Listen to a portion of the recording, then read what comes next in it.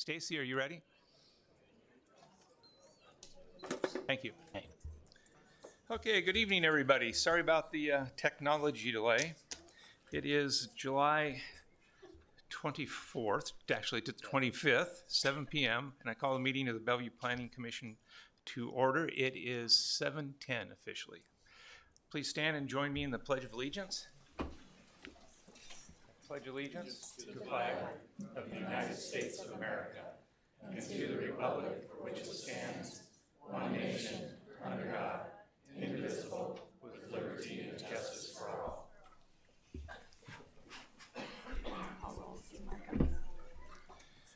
Roll call, please. Mr. Casey? Here. Mr. Perrin? Ms. Kane? Here. Mr. Arney? Mr. Jacobson? Here. Mr. Ackley? Here. Ms. Cutsforth? Mr. Ritz? Here. Ms. Smith? Okay, we have a quorum. This meeting will be conducted in accordance with the Nebraska Open Meetings Act, a copy of which can be found at the back wall of the council chambers. Back there.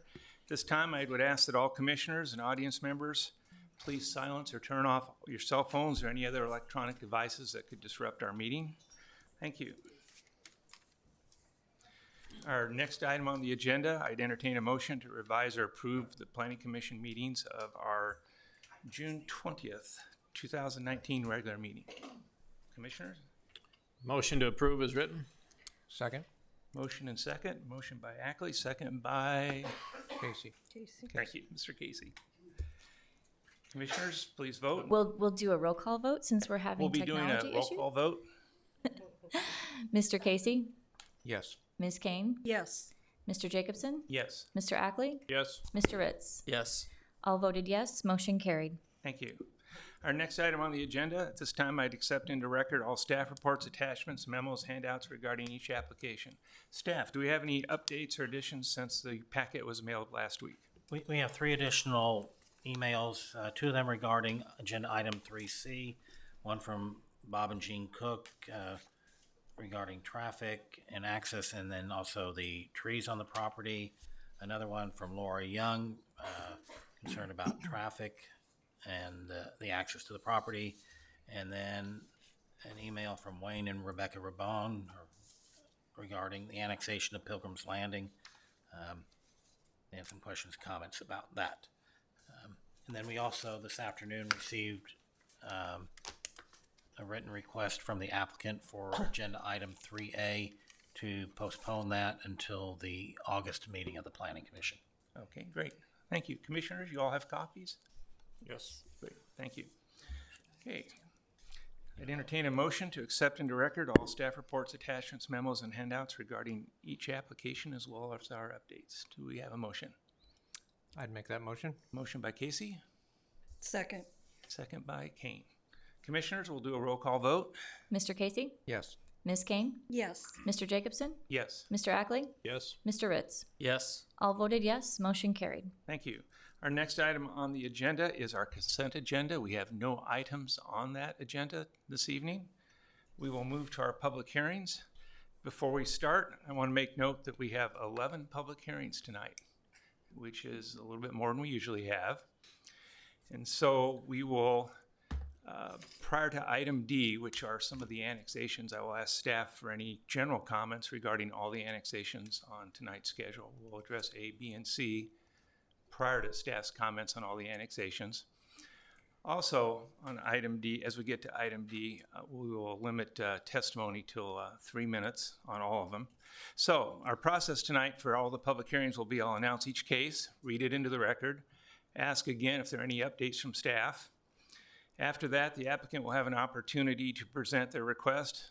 After the applicant has been heard, the public will be allowed to provide any testimony that they would like considered into the record. And that testimony will be directed to the commissioners and not to the general audience. Those testifying, come forward to the podium, state your name and your address. And on some items, we may have somewhat of a line to testify. If that's the case, the sign-in sheet is actually on the corner of that table. And if you would sign in prior to speaking, that would help move things along. We'd appreciate that. I will limit testimony to 3 minutes, and I reserve the right to shorten that time if we have a larger number of people showing than we have tonight.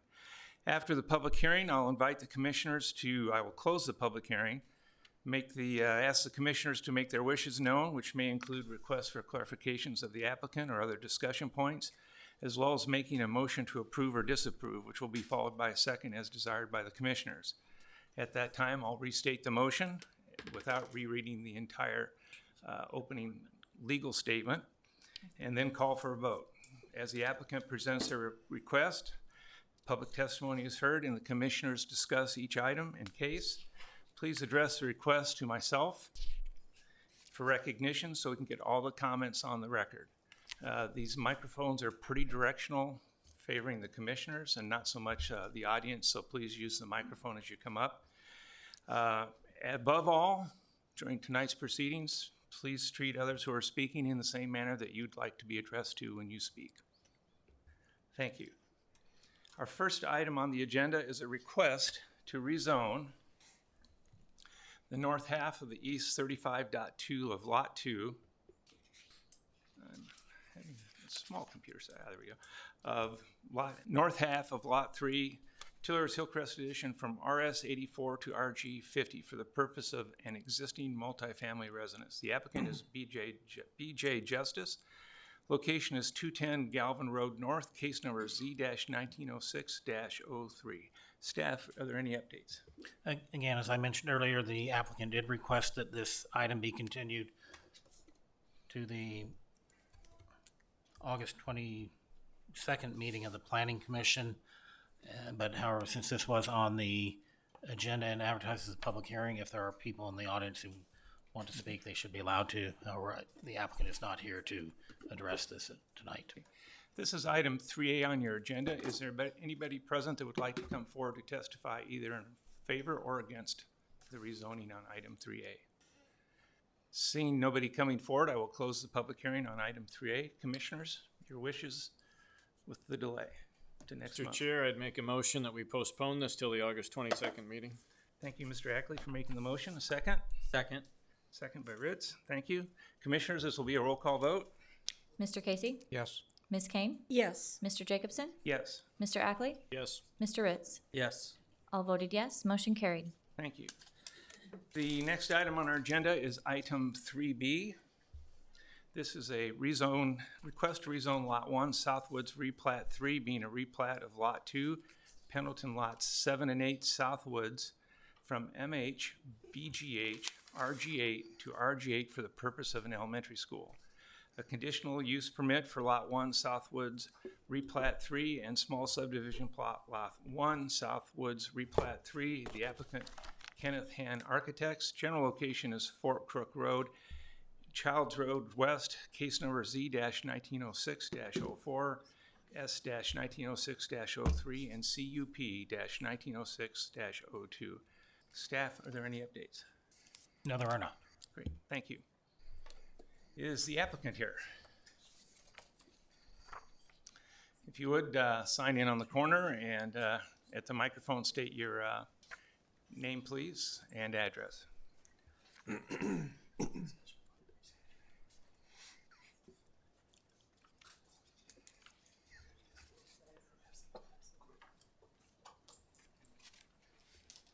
My name is Kenneth Hahn. I'm president of Kenneth Hahn Architects. We're representing the Omaha Public Schools on this rezoning issue.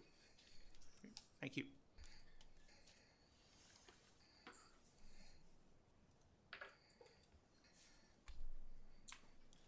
My name's George Killian. I'm with Jacobs. We are the program manager for Omaha Public Schools projects for bond phase 2 work. Thanks. Scott Schmidt-Bonney, Director of the Research Division, Omaha Public Schools. Thank you. Please go ahead and make your presentation or state your case if you would. Anything that you would like read into the record about this request?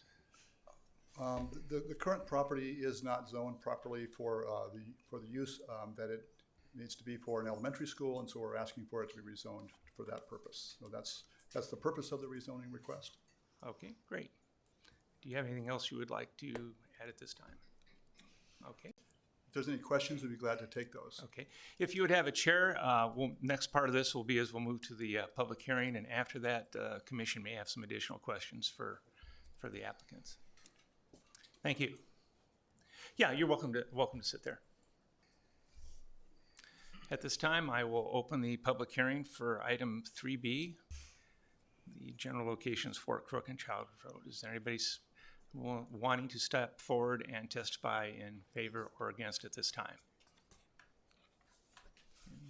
You'll hear this often tonight, but if you would, please sign in. And then at the microphone, state your name before speaking. And if there's anybody else that would like to speak on this item, feel free to queue up and sign in ahead of time.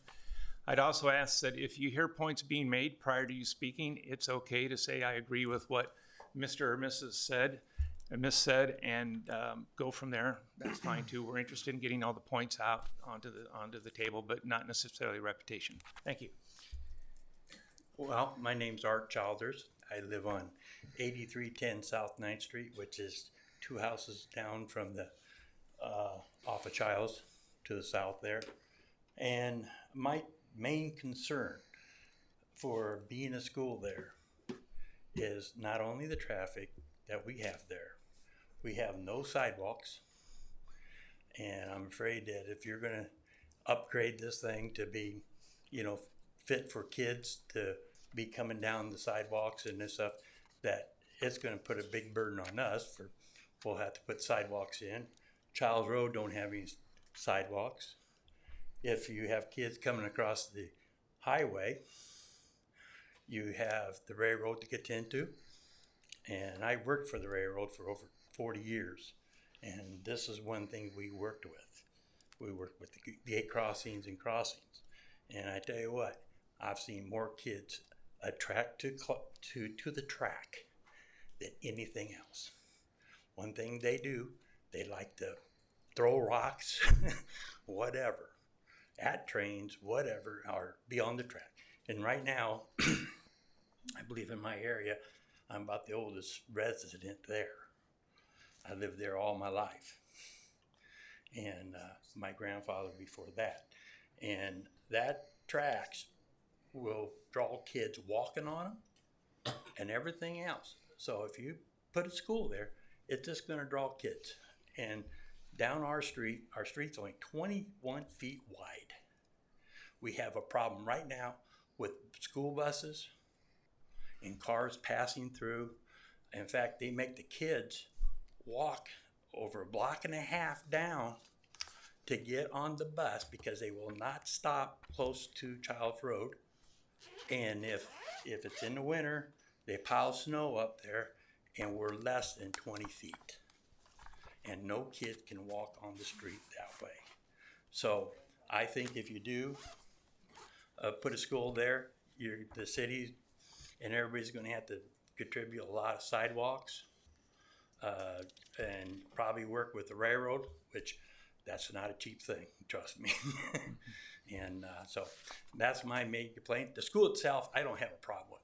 It's just the location where the residents close by are probably going to get their taxes raised up because we just got a $2,000 raise in our property tax. And I don't think we like that. And down the street from me had a $4,000 raise. So, we don't need that around there. So that's my main complaint about it is the traffic. Right now, we have a 25-mile-an-hour speed limit. And before I retired 3 years ago, I had my speed gun out there. And out of 85 cars in the morning, in a 3-hour span, there was like 50 of them that was at 30 miles plus. And now not 25. We have a weight limit on there of 5 ton. That is not being addressed. We asked the police about it. They don't do tonnage. They don't chase big trucks down. And since all the car dealer stuff comes up that way, it's just a mess. And that corner is very tight. You're gonna have traffic lights and everything. That's all I got. Sir, thank you. Just a clarification on your statement while you're standing. When you're talking all the issues with the streets, are you talking about 9th Street or Childs? 9th and Child's going to be a problem. But the, 9th, and then, of course, all the other streets above, but from 11th Street, same way. Exact same thing. thank you. My apologies for my timer going off. Is there anybody else that would like to come forward and testify either in favor or against? Seeing none, I will close the public hearing and turn it over to commissioners. Commissioners, your wishes? So, Applicant rebuttal? yes. Applicants, prior to the commissioners, would you like to make any comments on that? If you would step up to the microphone. I believe that I had notes on questions on sidewalks, the railroad tracks, and the 5-ton limit, and safety in general. So if you could address those points, I'd appreciate it. Okay, well, on the drawing that you're seeing on the screen right now, you see that we have a new sidewalk all along Nebraska Drive. Across Childs Road to the south is outside of the attendance area for the school, so we wouldn't expect any children to be coming from that direction. So they would be coming from the north. As far as Fort Crook is concerned, the school district is going to be working with the city to determine what the best approach is for making that to be as safe as they can make it for the kids coming across that way. Okay, anything you want to add, Scott? I would echo those sentiments, and certainly we all have student safety at our heart and are happy to work with the city to address any concerns and to collaboratively identify and solve those problems. Great. Now, if you would stay at the podium for a few minutes in case the other commissioners have any other questions for you. I Commissioners? have a question for you. I guess it would be for the OPS representative. It is dangerous at the corner because of the Fort Cook Road crossing. Do you have any ideas what the school district plans to do or is suggesting? I'd hate to make guesses, but I know that there are many conversations occurring to try to mitigate any danger that would come from that and to find solutions that will help us to make a safe trip to school for every student. And I thought that we had a good point brought up about the railroad tracks. You do know that they're a magnet for little ones. So will there be adults, do you suppose? I know you can't promise, but watching that area? Most definitely. I can't imagine a situation where a student would be left after school without some adult on the site still. Whether or not folks come after the building's closed is another matter, but there are security efforts that are taking place at all of our schools. So I would say that likely at all times, certainly of operation, there would be adults outside with students and security watching to make sure no one leaves. Our facilities are secured, so there isn't an easy way for students to escape the building, so to speak, without supervision. And given recess schedules, there's almost always at least several teachers and other staff supervising children's activities outside. Thank you. Thank you. I had one question for staff, if I might. In our package that was delivered to us, did any of the public services of Bellevue, which would be in effect in that area, police, fire, rescue squad, make any comments about the railroad tracks or the crossing, Fort Crook crossing? I thought that there was something from the safety. The Public Works Department, obviously, actually it's the police department expressed concerns about students crossing Fort Cook Road on foot. Those concerns have been passed on to the applicant, and as they said, they are working on ways to mitigate those concerns.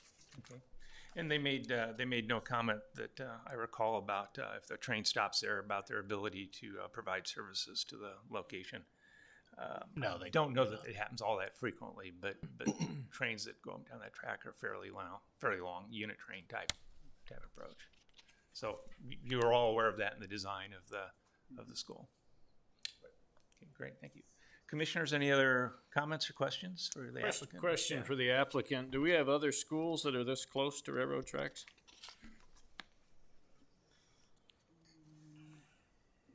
I think there's going to be some somewhere.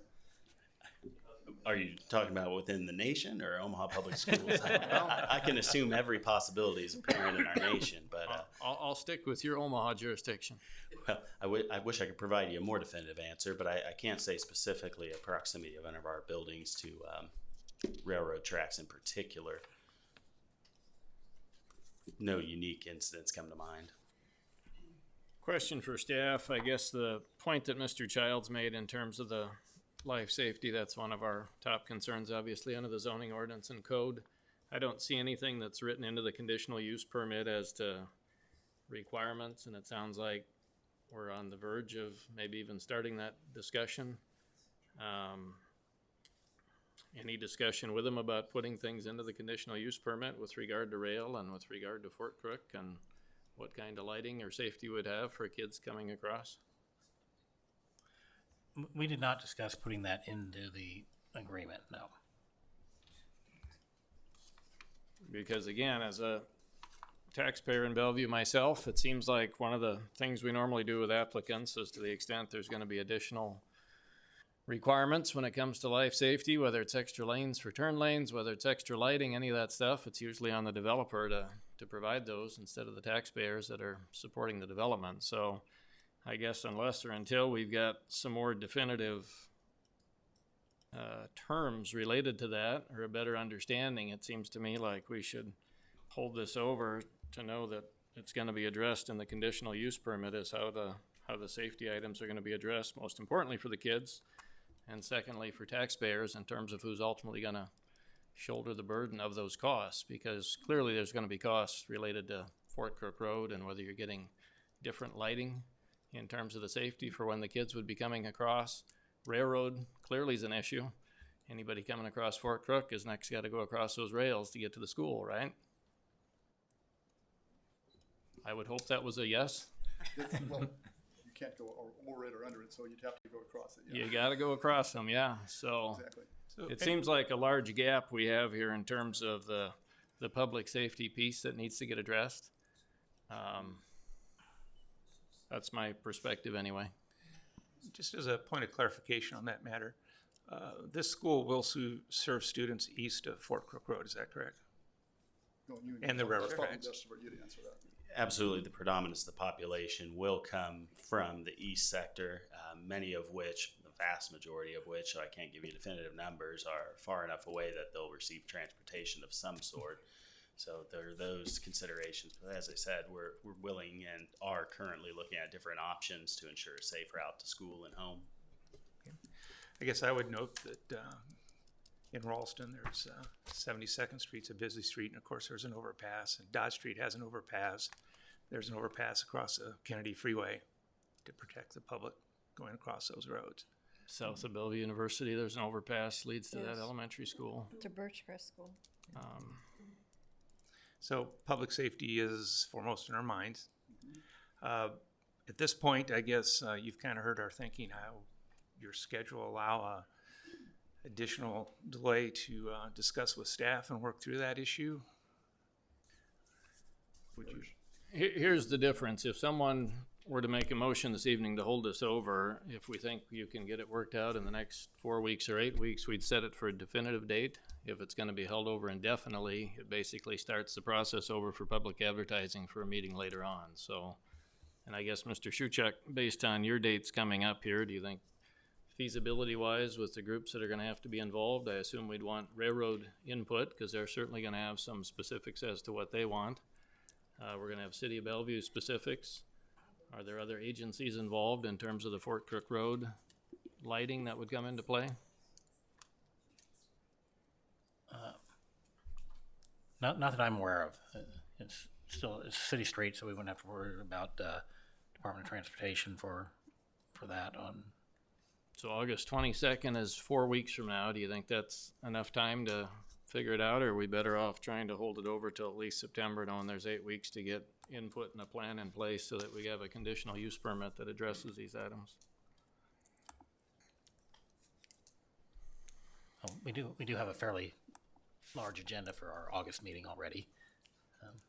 I'll ask the applicant if I could. Yeah. I'll try and respond to that. Schedule impact, we are opening the school in September. July of 21. 21. So we have a construction schedule that we're trying to meet for the school year, upcoming school year. And our plans were to go out about September, October to try and meet that timeline from a bidding environment. We're doing the traditional design bid build process to get a contractor on board to meet that timeline to meet that overall schedule. I think the other element, and I've served in similar capacities where you guys sit, and but budget impact would be a consideration for this site also, and so we would understand that to be able to make some additional improvements to the property to meet your satisfaction. And so I think we would have to have we would just have some consideration there to understand what that would be. So as Scott has mentioned, we're willing to work with the city and try and come up with a resolution that meets the safety for all parties involved. But we only have a certain dollar amount allocated for this project. So schedule-wise, if I might, this is approximately a 8-week I'm delay. sorry. Schedule-wise, approximately this would be, if we were to agree to a deferment to September, that would be roughly 8 weeks out of a 106-week construction schedule. Is my math about right? That's about 2 years, 104 weeks plus a few weeks in this year yet. So that's about 8 weeks delay to be able to assess the impact on both sides of the table, both the city's behalf and also for your applicant as an applicant for costs. 8 weeks out of 106 is deal breaker for you guys. Or we could push to a motion. Well, again, we could hold over till August meeting, but if we don't have it figured out by then. Yeah, we're that's my wasting point, our is time. to address this issue in a fair manner. In a short period of time. I meant, Right. I think you'll get a commitment from Jacobs and Ken Hahn and the district to meet with the individuals involved, but not understanding, the impact with Fort Creek Road and adjacent properties and stuff like that to try and get all the right agencies and individuals, I don't know how fast that can be turned around from the city's responsibility. And what I don't know is Fort Creek Road still considered NDOT, or is that part of the city street system? City, okay. So I'm working some other projects where we're involving the state. And so that's just another level of complexity it adds towards trying to get all the right parties together for something like that. Railroad, I'm not sure if that's Union Pacific or Burlington Northern, whoever. Burlington. So, if we have to get somebody from their agency involved on that also would be a consideration for the project schedule. How long has this been in the works, just out of curiosity? January? We started this process in January. Again, appreciate timing is always a consideration. What we're maybe suggesting needs to happen, appreciate what Ed costs, but I can't believe that with what would Fort Crook Road be in there? Used to be an 8-lane. Now it's 3-lane with 2 bicycle lanes, plus you got the railroad tracks right next to that by Childs Road. I can't believe, planning-wise, that we got to figure this out. So, if you think we can figure something out by August 22nd, which sounds like a pretty tall task, we could hold it over till then, but if we're back in the same boat 4 weeks from now, are we better off holding it off till the September meeting? If that's my option, I would take the August 22nd. We can always table the agenda item for the next following meeting. So, okay. That's what you're gonna give me. That's what I have to take. Well, and again, with all due respect, I'm not trying to hold up a project, but I think you can appreciate public safety with an elementary school by railroad tracks and an 8-lane road is pretty important. So with that said, commissioners, unless there's other comments, I'd be prepared to make a motion. Okay. Mr. Hackley, if you would. I would move that we hold this over till the August 22nd meeting with the request that we address the safety needs with regard to crossing Fort Crook Road and also crossing the railroad track, so that we can have basically some definitive terms in the conditional use permit as to what might be required for those safety items and who would be paying for it. Okay, thank you. I'll second that. Second by Ms. Kane. Before we get to a roll call vote, this is a matter of zoning, so this requires 4 out of 5 to vote in favor for this to be deferred until our August meeting. So with that, roll call vote, please. Mr. Casey? Yes. Ms. Kane? Yes. Mr. Jacobson? Yes. Mr. Ackley? Yes. Mr. Smith? Mr. Smith? Sorry. Mr. Ritz? Yes. I was on a roll until then. All voted yes. Motion carried. Thank you. Next item on our agenda is item 3C. This is a request to rezone Lot 2, Twin Valley Church replat 1, addition from RG28 to RG28 PS for the purpose of a multifamily residential development with site plan approval. Applicant is Encompass Design Incorporated, general location Fort Crook Road in Grenoble Drive, case number Z-1906-05. Again, for any motion, we need 4 out of 5, and prior to moving to the applicant, staff, any updates on this? Again, you received 2 emails today regarding concerns from some of the neighbors. Okay. Is the applicant here? You would sign in and state your name.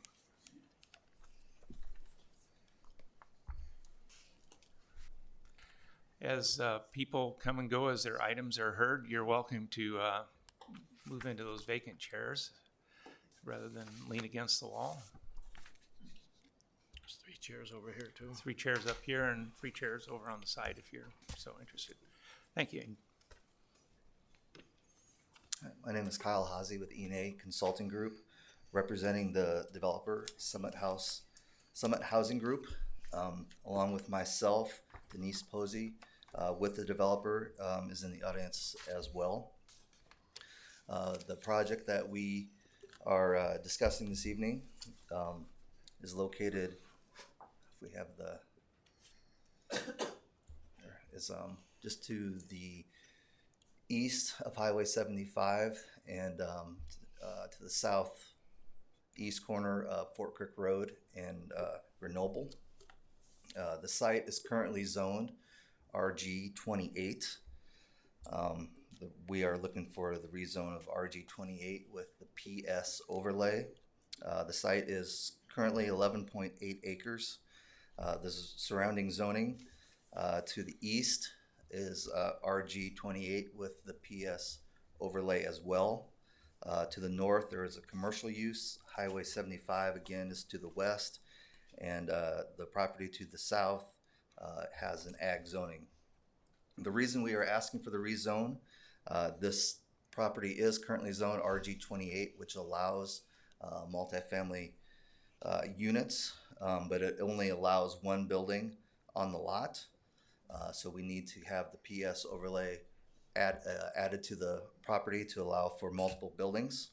The Bellevue City's future comprehensive plan also shows this property as multifamily use. We did have a neighborhood meeting on July 22nd to meet and discuss this with surrounding property owners. We had approximately 25 neighbors show up and attend that meeting. We lasted for about an hour, and I think it was very informative from our point of view and from theirs as well. This site, I don't know if Tammy. Yep.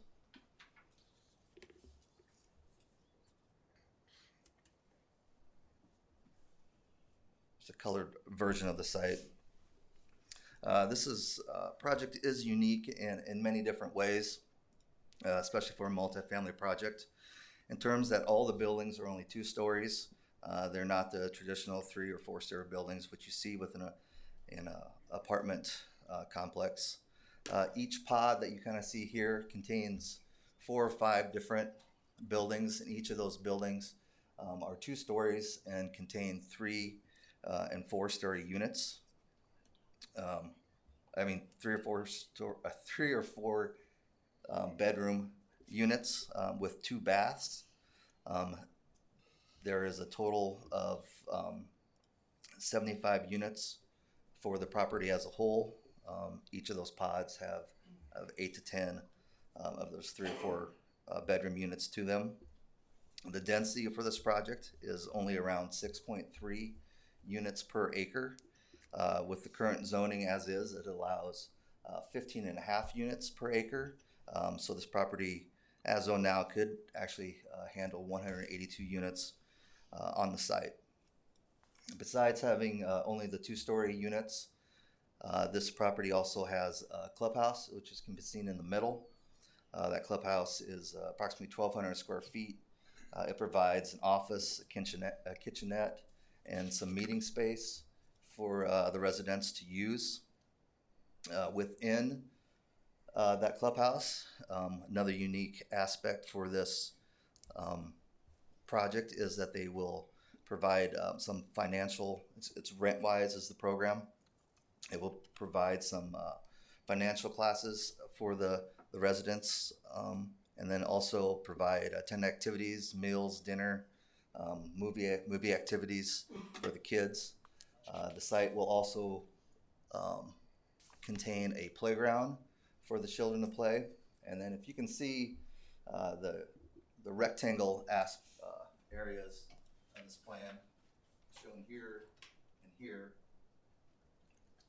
as part of those meal and dinner activities, they will also provide raised garden beds for the units, for the residents as well, to grow their own fresh food and vegetables. Those raised beds will be irrigated as well. As you can see, I've got some elevations as well for the architecture of these proposed units.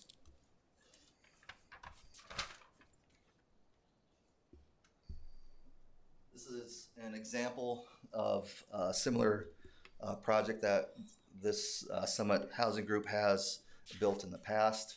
It shows a good example of materials that will be used, the 2-story aspect and the architecture. In the upper left-hand corner is an example of a clubhouse that they have built with those same materials. Down in the lower left-hand corner is an interior picture for the units as far as what they will look like. In that upper right-hand corner, I do have a picture of a workout facility that will not be part or is not programmed for this clubhouse at this time. So I apologize for having that in there. The materials for the building, you'll have a stone veneer, asphalt shingles, and then some vertical metal siding on the side, along with cement board and in the batt siding. So overall, it's a very attractive looking building. And then the rents for these units will range between $725 to $1,284 for the monthly rents. At the neighborhood meeting, there was a few main concerns that came up. One concern is current access to the site for the neighborhood. And I don't know, Tammy, if you have the GIS image.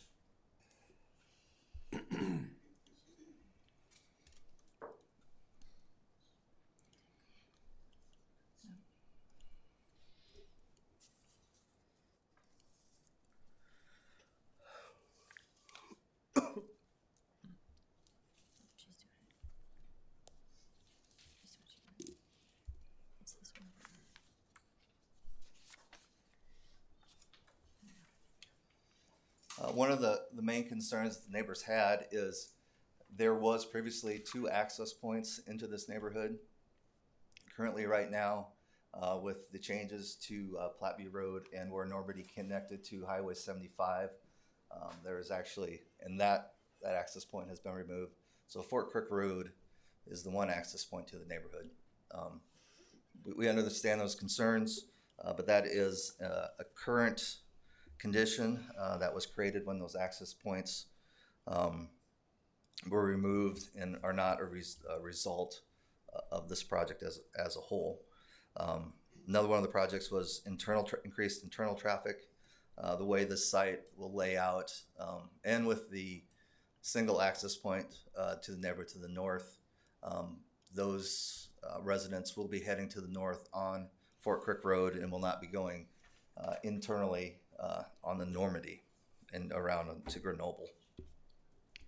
One of the other concerns that the neighbors had was there on the east side of the property, there's some slope.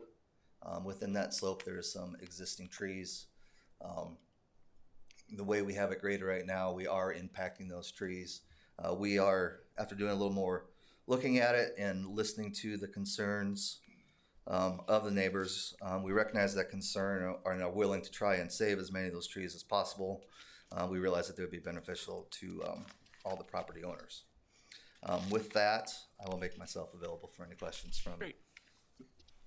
the Thank you. council. Yep. If you'd like to have a seat, we'll move to the public hearing portion as you sit down. Either any of those locations are fine. I will now open the testimony to the public. Is there anyone wishing to step forward to speak in favor or against it? And you have signed in. I did. So if you would state your name. I'm Connie James, Thank you. and I live in Normandy Hills, Great. which is the area we're speaking of. I'm not directly impacted because I sit clear to the east of the development, so it's not like really close to me. However, my concern is that service road. And if you have 76 units with 3 to 4 bedrooms, how many cars are going to be in there per unit, and how many spaces do they provide for parking within their development? And then the service road, and you've probably all heard about this service road forever, but they came in and asphalted it. Was supposed to have shoulders, didn't have shoulders. Today, they're starting on shoulders. They've already repaired it once for drainage. Twice just the other day, they repaired the asphalt. They dug out a huge chunk of it and replaced it because it got all wavy and everything. So one of my main concerns is, how are they getting the equipment in to build this? Okay.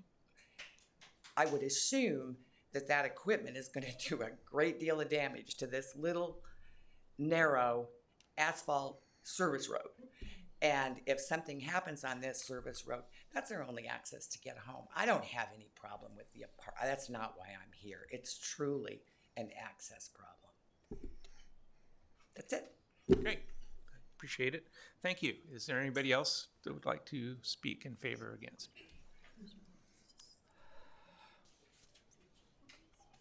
Hi, this evening. My name is Dennis Ryan. I live in Normandy Hills. I'm chairman of the SID. Okay. And your address for the...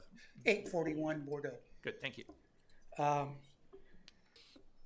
We're kind of all in a tizzy about what's going on.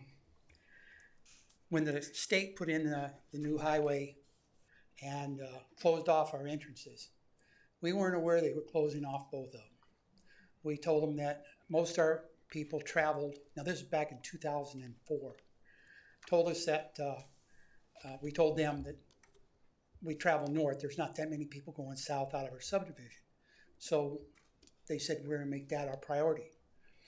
Well, they've done that, but at the expense of us having to move a banded storm drain that was not on anybody's, what do you want to call it, microphone or anyway, we had to pay to get that moved. Now, they took and made our second entrance we don't have. Normandy Hills Boulevard is now an emergency access with a gate up on it. If anybody needed to get out in an emergency, you're going to have to cut the lock or run the thing over. I heard from your fire chief, he says there's no way I'm running a fire truck through there. The apartments, you're going to have a real problem with them because that area, I don't know if you guys have looked at it real close, but up along the northeast edge there, behind those townhomes, that area floods pretty good when it rains. It actually goes out across the street and down the hill on Grenoble. I've lived there since 2000, and it's a really nice community, and the access is the biggest thing. You're going to have 76 units, and probably about 200 and some vehicles passing through there, cars per day, because you have four SIDS in there, or not, maybe not SIDS, but developments. You got Cedar View, Normandy Hills, Frenchman Village, and the other apartments on the other side of the road next to the storage room. That's going to create additional problems. And the state has been lackluster, I'd say, about helping with this. We've been in letter writing campaigns to the governor and talked to all of their engineers and stuff, and they said that, you know, we're not going to do this, we're not going to do that, and you guys are going to have to live with it. Well, then they said they were going to give us a road out to the east, far end of our subdivision, down through a farmer's land to Fifth Street, and that area floods. It's a floodplain. All the fields on that side of from east and west of, north and south of Fairview flood, and they're bringing in dirt on the north side of that field. But those apartments are going to really create a big problem, because there's only that, you're going to have that one way in, and you're going to have all these other cars that from Normandy, Cedar View, and Frenchman Village and the other apartments are going to be going out that way and coming in. We also have several Offutt Air Force Base personnel that have houses there. And as you know, they move occasionally. So you're going to have moving trucks coming in and out. I've been laid up, so I'm trying to remember everything I want to tell you. The road now, they did start putting the blacktop down. They repaired some of it. They just took out a section that was washboard. They never put any drainage in to begin with. They put it down over 9 inches on dirt. I've been in construction all my life. I've never seen an asphalt road put in with not putting down some road gravel underneath that road bed and then putting your asphalt on top of it. We talked to the head engineer, Tim Weander from the state. He says, oh, we do that all over. And I says, well, you're going to have problems. Well, that following spring, it was all washboard. Then they came out and said, well, we'll try and put some drainage in there and we'll fix that up. Well, they come out and they put in some little small drains down in the low-lying area where the farmer can access his field. About 30 more seconds. Okay, I'll try and hurry. Also, we have a community park for the kids to play. How will that address with the apartments? Are they going to have use of that? And also, we asked for a second entrance to go out on Highway 34 from Euro. It's like 2,700 feet, and it would give access from both sides. And you guys have a fire code that you guys initiated and signed for. The International Fire Code states 35 or 37 homes at a subdivision has to have 2 entrances, one ingress and egress. We were down to 1. So right now we are in violation of fire code. And the county's the one that they signed off on this construction work, and nobody from our SID signed off on any of this stuff. So there's a lot there, and I know I'm taking up some time, and I know you got a lot to go through, so I'll keep it short. But this is something that's concerned us. We've been in litigations. We have our SID lawyer. He's looking at filing for some suits on stuff, and I haven't talked to him for a few days, so I have to get with him and see where we're at on that. But I appreciate your time, and I hope you give it some consideration. It's just a lot of traffic for the area that's going to be there. Thank you. Thank you for trying to make it as brief as you could. Okay. Thanks. And your work as SID chair. Sometimes that can be a thankless job. Yeah. Thank you. Well, it's even worse when you got vertigo. Is there anybody else wanting to step forward or against? Please sign in. You have signed in. Signed in. Okay. Correct. And your name and address? I'm Jared Biltoff. I'm at 14918 Bordeaux Avenue. Okay. So with this construction project that's tentatively they want to rezone. Okay, granted, we brought up that there is one single access road.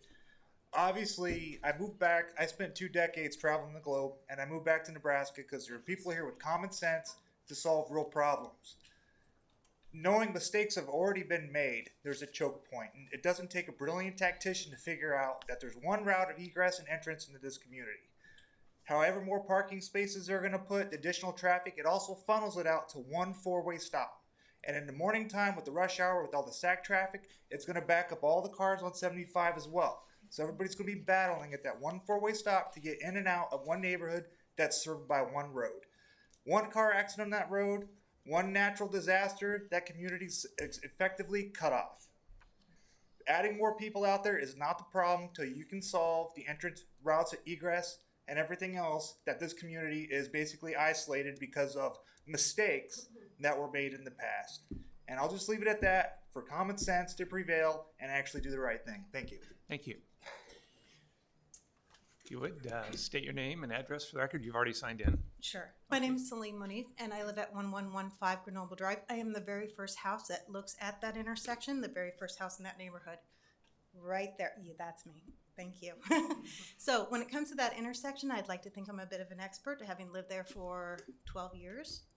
As we've already know, one way in, one way out. That road is terrible. It has to be repaired often. What I've seen, and I have videos, by the way, in case anyone ever wants them. What I have seen is that these trucks cannot get in or out. I've watched these extended trailer trucks, the semis, with the long beds. They have rolled into my yard trying to turn around. I have seen them go over the curb there. I have a video of one who had to go into the opposite lane to do fancier maneuvering to get back out. It is not viable to bring large construction materials into that tiny little, very sharp cornered intersection. So beyond every other safety thing they've already said, I don't know how you're supposed to get all this construction material to get the people in and out of here, the moving trucks, everything like that. That little intersection is barely enough for the cars. It's not going to handle all the extra traffic and all the materials and all the tractors, the trailers, everything you're going to need to get that land prepared. I wanted to address the flooding. Like I said, I'm that first house. That area right about 30 feet to my, let's see, that's north, south, west, is where it floods. You can kind of see from this picture where the edge is, right about where that pointer is actually. There is usually a short stream that comes off of that field right there. That entire field will flood. It comes down into that corner where there's now that erosion ditch right there. And the rest of it will flow right about where that pointer is and go straight up into the street, and it floods that bottom area, which makes it a very dangerous place to drive anytime we have excess rain because that storm drain gets full. Another thing is the winter. I also have a lot of video on that one too. Every winter, that hill right there has quite a incline on it. I'm sorry, I'm getting a little nervous on here. Every winter, there's usually maybe 2, 3, 4 times a year, we have cars stuck every year.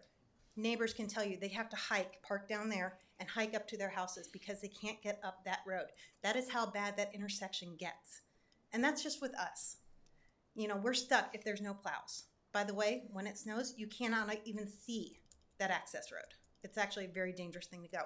So unless we have it plowed constantly, which we have struggled with, this last winter was probably the best one I've seen yet. It's only happened 3 times this last winter where I saw 6 to 7 cars all stuck at the bottom of that hill. I watch every year because I'm right there. I go get help. We also would like to there are trees on the north side too, and my house is the one that will be most encroached by the map that they had provided. We're right at 3 minutes. It goes like right through the corner of my backyard. There's been no talk about making a barrier there or helping to put a buffer between us and the neighborhood behind us. So the field flooding, the intersection is awful. It's a dangerous access road. And one more concern with the children. I'm sorry to go through a quick story, very quick. The other day, I was on my way to the gym, which is nearby, left and almost hit a kid because he was walking along the road. Now that they're putting shoulders, great. But let's put in 150 more families there. Let's put those children. There's a quickie shop that is all the way down that access road and up that hill for Fairview. Let's put all those kids who are going to want to go to the quickie shop, Quick Mart, whatever it is, I'm sorry, I don't know the name, and put them walking on that access road. Like I said, it's not big enough for the neighbors we have now. It's not big enough for a neighborhood. It's not adequate. It's a safety issue as is, and I cannot see how building extra in there is going to make it any better. So, Thank you. thank you.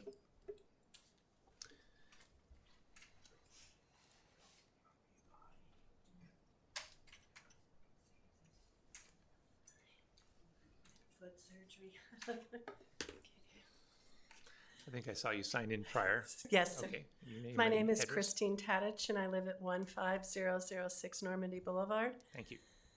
And I've lived in that community over 15 years.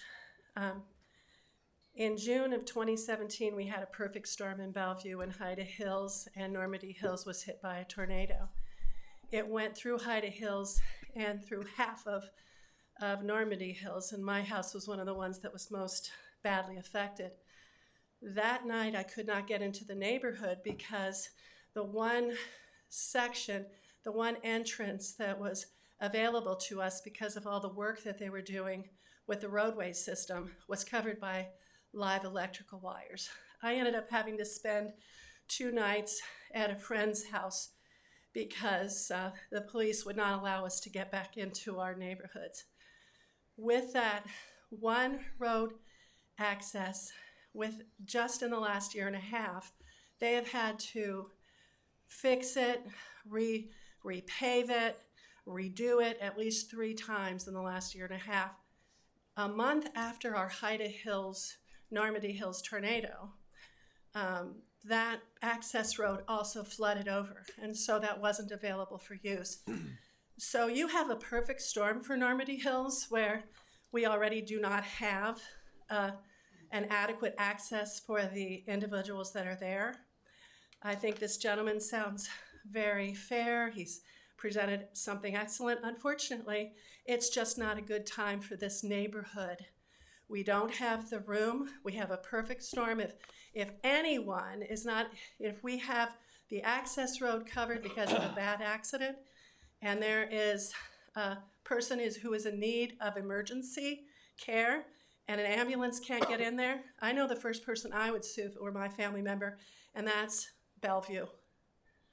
You have been given warnings about this. We are telling you that it is a critical situation. It's a dangerous situation. This is on record. And I think you're opening yourself up to a major lawsuit if there's anyone in that neighborhood who cannot get medical care because that one access road is limited and the ambulance can't get in.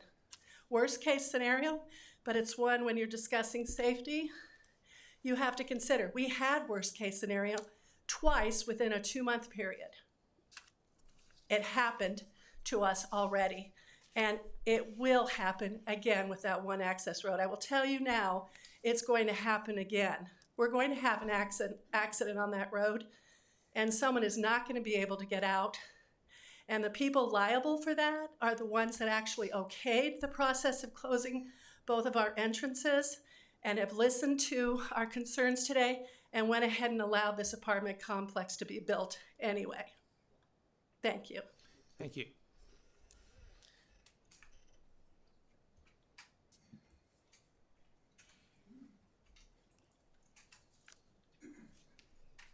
Thank you. I live at 15004 Normandy Boulevard, Daniel Jamrosi. Great. And like 99% of our neighbors, the biggest problem is the inadequate infrastructure of the road. Plain and simple. One way in, one way out. And then you're going to add 75 units to 11.7 acres at the only one way in and one way out. Now, they will have an exit to the south end. Some people will probably come out the south end and straight down Normandy Boulevard. Directional traffic, so to speak. Okay? But I do not see, I don't know any other neighborhood in Sarpy County or Douglas with the number of residents that has one way in and one way out. It just, everything is going to funnel right to the only way you can go. These people not only will not have any garages, I can just imagine in the summer when they try to plow the snow in there. Okay, has anyone thought about that? We get 6-7 inches of snow. This is all on-street parking for these individuals. And when they have to push the snow to get out, whether it's the south end or north end, they're dealing with grades, uphill, both ways. North end, the snow's got to be pushed somewhere once it leaves there. Where are they going to put it? South end, same way. They can push it out, but they have to go straight uphill. So, traffic, major concern for me. Secondly, public safety. There are no lights on South Fork Creek Road. Hey, these kids have to go somewhere. That quick shop is a mile away. I can just imagine the number of preteens and the teens that are going to be walking down a totally dark road, asphalt, to get to Fairview to get up to the quick shop. Third, and foremost, also important for me, is aesthetically, environmentally. Those trees are 30 years in the making there. If you come out to our neighborhood, they filter a lot of that traffic noise. There's thousands of cars a day, thousands. We both know that. We all know that. Those trees filter those emissions and knock down the noise. Now, plus the shade. If they rape that shelter belt, we're going to have the intense sun, the extreme noise, and all those emissions from the traffic that we've been able to, at least to this point, the trees have helped out tremendously. We're right at 3 minutes. That's what I have to say. Thank you. Thank you. Is there anybody else that wants to come forward and testify either in favor or against? Seen several. Have you signed in? I didn't already sign in. I signed in yet. Yeah, go. I haven't signed in. Hello, I'm Angela Whitfield. I live at 15204 Cedar View. I just wanted to say from personal experience, back in September, I had a severe panic attack to where it led to high blood pressure to where it could have led to a stroke. It took over 15 minutes for the ambulance to get there. They weren't even aware of our access road or how to get there. They were going on Highway 75, coming back, and then during that time, Fairview Road and Fort Crook were getting construction, so the only way for them to come is to go all the way back to Capehart and then come all the way up. And so just for me and for my kids, I just want to speak on behalf, if heaven forbid, any of our children need help or any of that nature. That's just the risk that I see for myself that happened to me if I didn't get that help that I needed. So I just wanted to express that concern. Great. Thank you.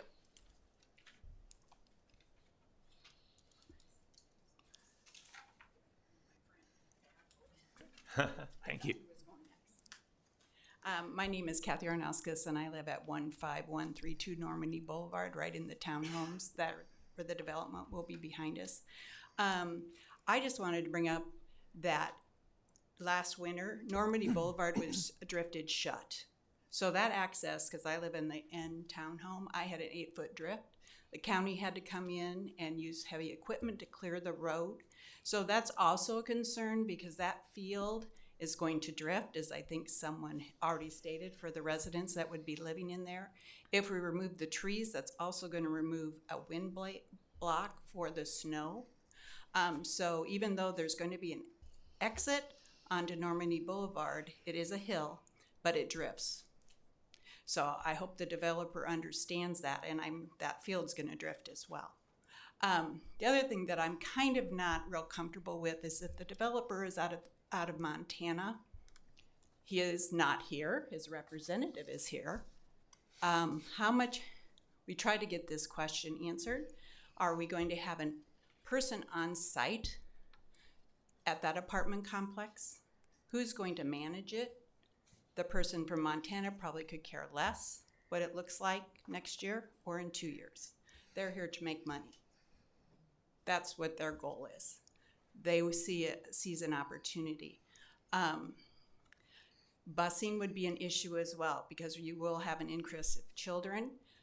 At that intersection, we're talking about the bottom where everything leads into, but also at the top of Grenoble, there's a lot of bus stops. That's where the kids meet, and there's a lot of traffic on that road because that's the only way out of the subdivision. Everybody goes to Grenoble. There's no other way in or out. So for, again, safety, putting the kids' safety at risk because you know you're going to have an increase of buses. And the road, I've seen buses get stuck. Also, because I live on the end part of Normandy Boulevard, cars are constantly not aware, so they come down my road, do a U-turn, come up. So we're gonna have a traffic flow of big trucks. One day a mail truck, semi was lost, didn't know how to get to the post office. So we have a lot of incoming traffic that gets lost. So even if those people are coming out and trying to access Normandy, there's a potential for an accident because they come down that road and they don't realize that they can't, and then we're doing a lot of U-turning down at that bottom. So, you know, I think there's just a lot of things that this developer is unaware of in our area. I do think whether we have that development or not, obviously, I like the green space. I'm going to be honest. This is going to be really close to my backyard, basically right there. And I'm going to be looking at your patio. There is no space, really. It's not an island. It's my neighbor. So it's not a house. It's a blockage. So I'm just being honest. But really, the safety part of that, we have to think about the kids, the increased traffic on Normandy Boulevard, and there's a lot of kids that live on that street and walk. Also, there is nothing around, which we kind of like, but they have a valid point. There is no activities. There's no access to anything that Bellevue has to offer. You can't walk to a city pool. You can't get to the library. There's no transportation. The only thing that's there is the quick shop or whatever it is, come and go at the top of the hill, going over the highway. That's an issue as well. You know, if you're gonna, I know annexation, but what do we have to offer except the peace and quiet? Right, 3 minutes. Yeah, but my main thing is I'm concerned about the developer being out of state and how much hands-on they're going to have. I do appreciate that you did listen to us, it sounded like, and I appreciate that. But really, traffic flow, and there's a lot of things you need to take into consideration for safety. Thank you.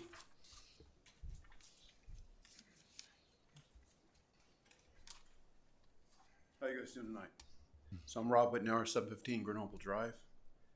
And I just wanted to share some numbers with you and help inform you guys and help you to make a quality decision. So I took a look at the 2010 U.S. Census Bureau data. I just wanted to assess how many residents were each in the Bellevue neighborhoods and how many entrance and exits they had. And here's what I came up with. For Normandy Hills at the time, 521 residents, but that didn't include Cedarview, so it actually estimated to over 700 residents, one entrance, one exit. Hyde Hills, 217 residents, 3 entrance/exits. Pilgrim's Landing, 609 residents, also 3 entrance and exits. Tregarin, 872, also 3. Piper's Glen, 413, 2 entrance and exits. Oakhurst, 1008, they have 4 entrance and exits. Two Springs, 1127, they have 4. Leawood Oaks, 733, similar size to us with Cedarview, they have 5 entrance and exits. And Looking Glass with 885 people or residents also has 5. So, I mean, you can see if we're at about 700, we only have 1 entrance and exit, and you're going to add 75 units, 3 to 4 bedroom. I mean, let's just add another 300 to the mix. So we're going to be over $1,000 with 1 entrance and exit, and it's not really a quality. It's a service road, really, right? And so. I'd ask you guys to keep those numbers in your mind as you ponder this decision. Thank you. Great, thank you.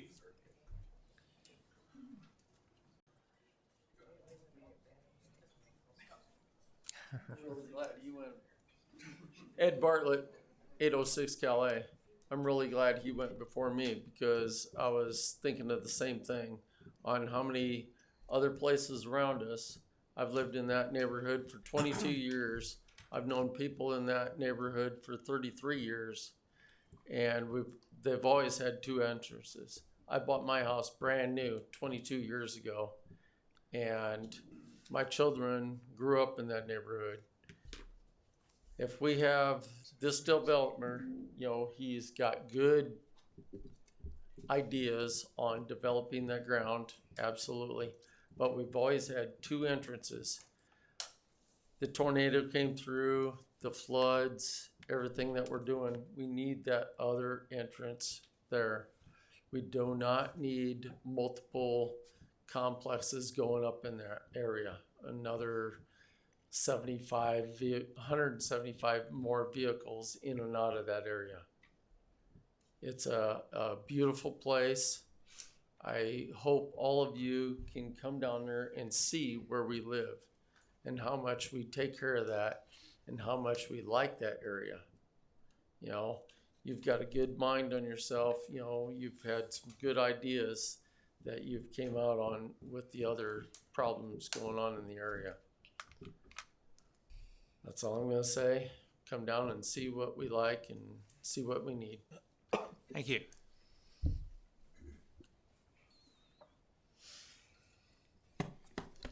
Good evening. My name is Matt Ramsey.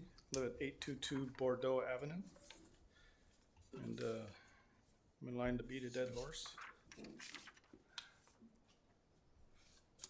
Thank you.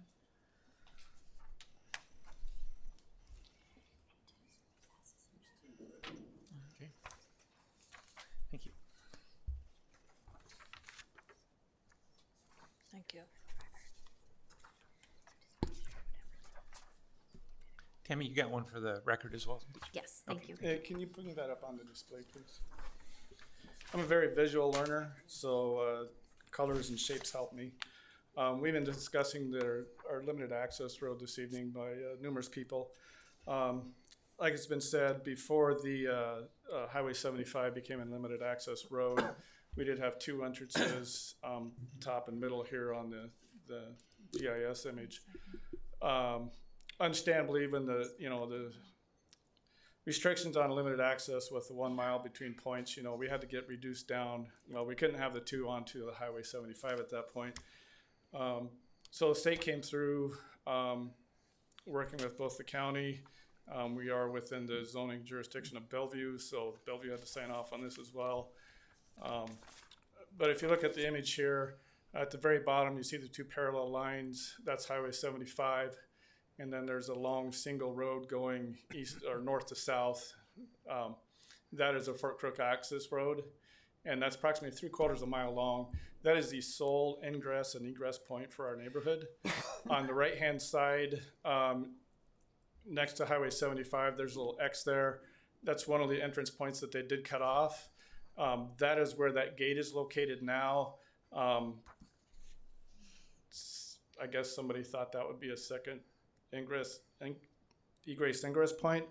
However, it is locked and it is unlawful for any citizen in the neighborhood to use that. We have had at least 4 instances where some or all of our neighborhood has been cut off. There was the power lines down, there was a fire at the apartments, and the fireman basically said, up yours, you're gonna have to wait till we're done, you can't get in or out, too bad.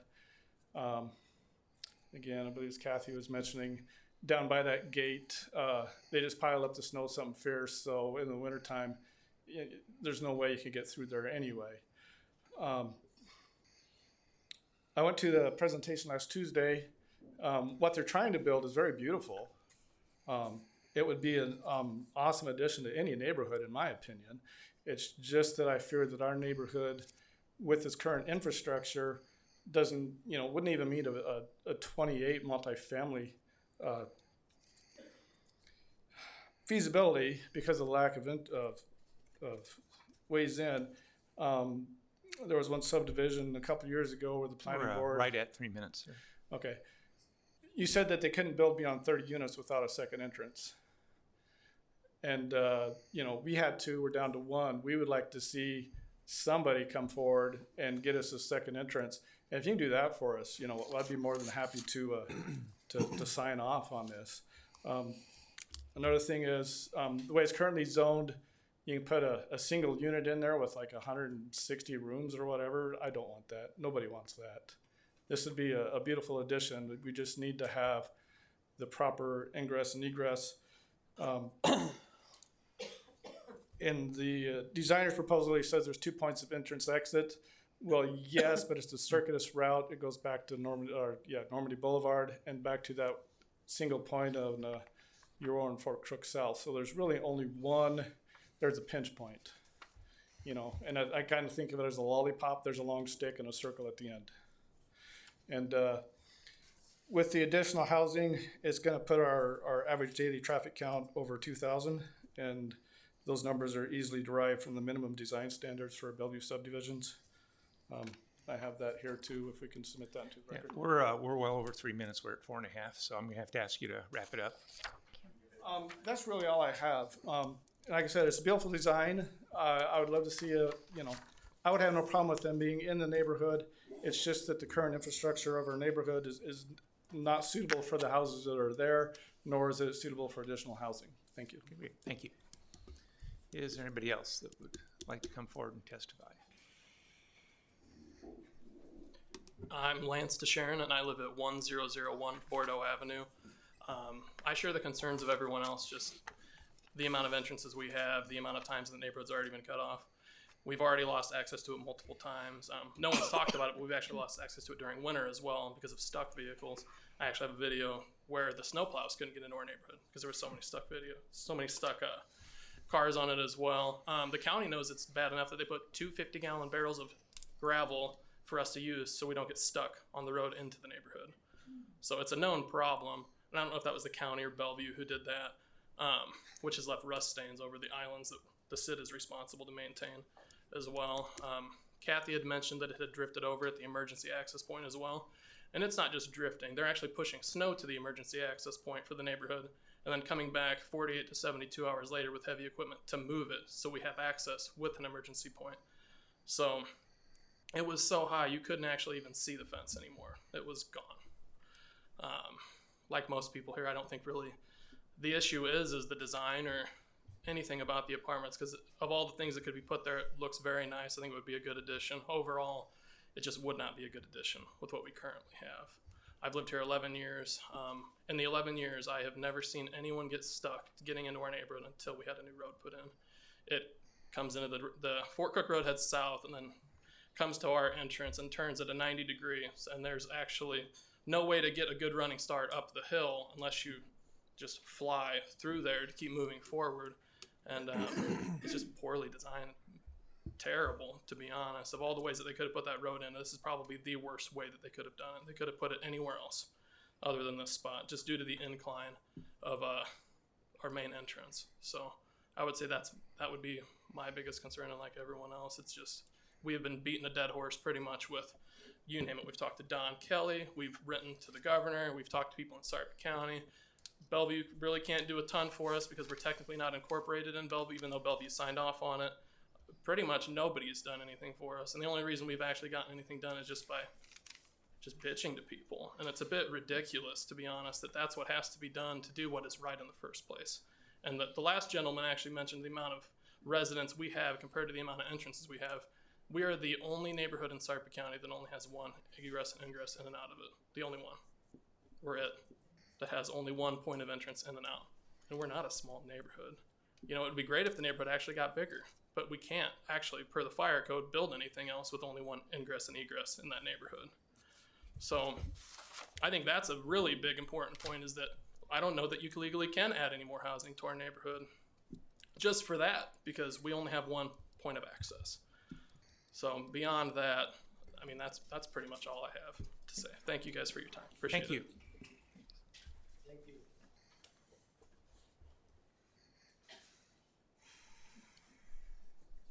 Bob Kennedy, 801 Bordeaux Avenue.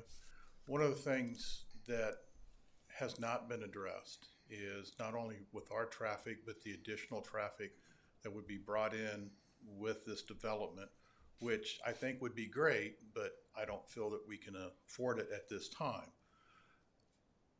Going down Fort Crook, as everyone has stated, is an issue. But the one thing that has not been addressed is at the corner of Fairview and South Fort Crook. In the mornings when you try to get out, you're almost racing against people off of Fairview to turn on to Fort Crook North. They don't want to stop at the stop signs. They want to race through it, and they come racing all the way up, and they're actually approaching into the lanes that run down Fort Crook South.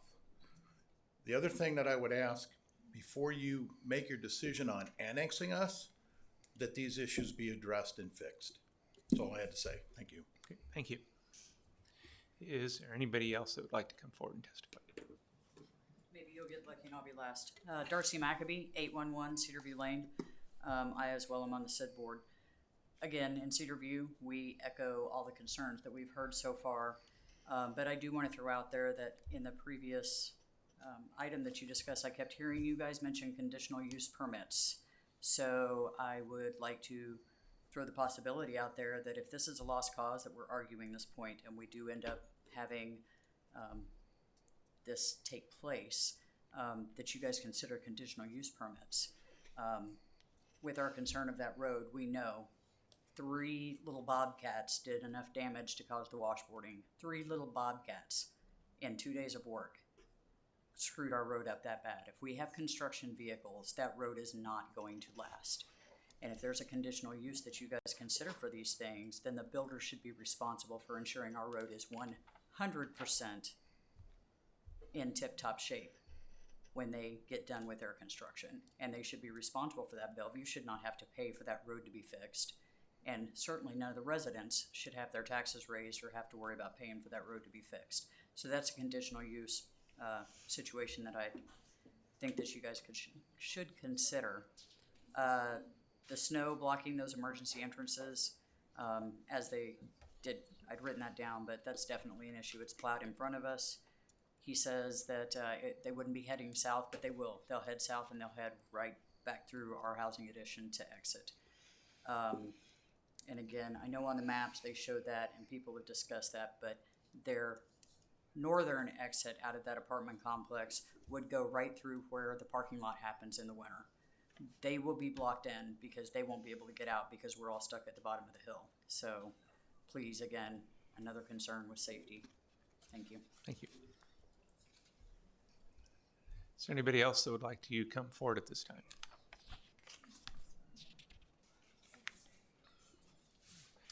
Bob Perrin, I'm a property owner in Normandy Hills. Have you signed in? Yes, I did. Okay, Yeah, good. Thank lucky you. me. Huh? And your And address? Michael is my nephew, and I don't know where he is. Sorry about that, yes. Yeah, right. Can we pull up the screen of the original design of the plot plan that's suggested?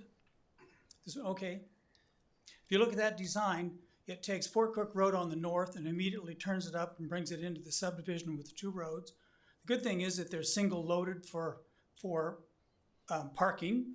And the next one is that that's a good thing. The design of the buildings is a good thing. I'm an architect. I'm happy about that. I'm happy about the density of the property, but the neighborhood quality concerns me quite a bit because this is just a linear housing project. There's no real neighborhood developed so that the people can't communicate. And so what I want to do is present a chance for option. Does that work? You'll fix it.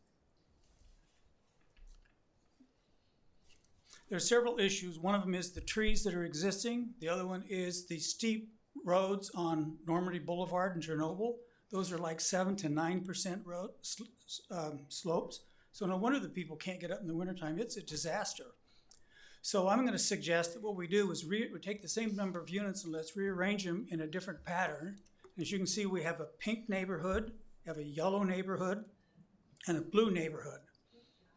And then, so now we have smaller units where people actually get to know each other and they work as groups and they watch and take care of each other rather than a linear design where people may not know anybody more than their next door neighbor.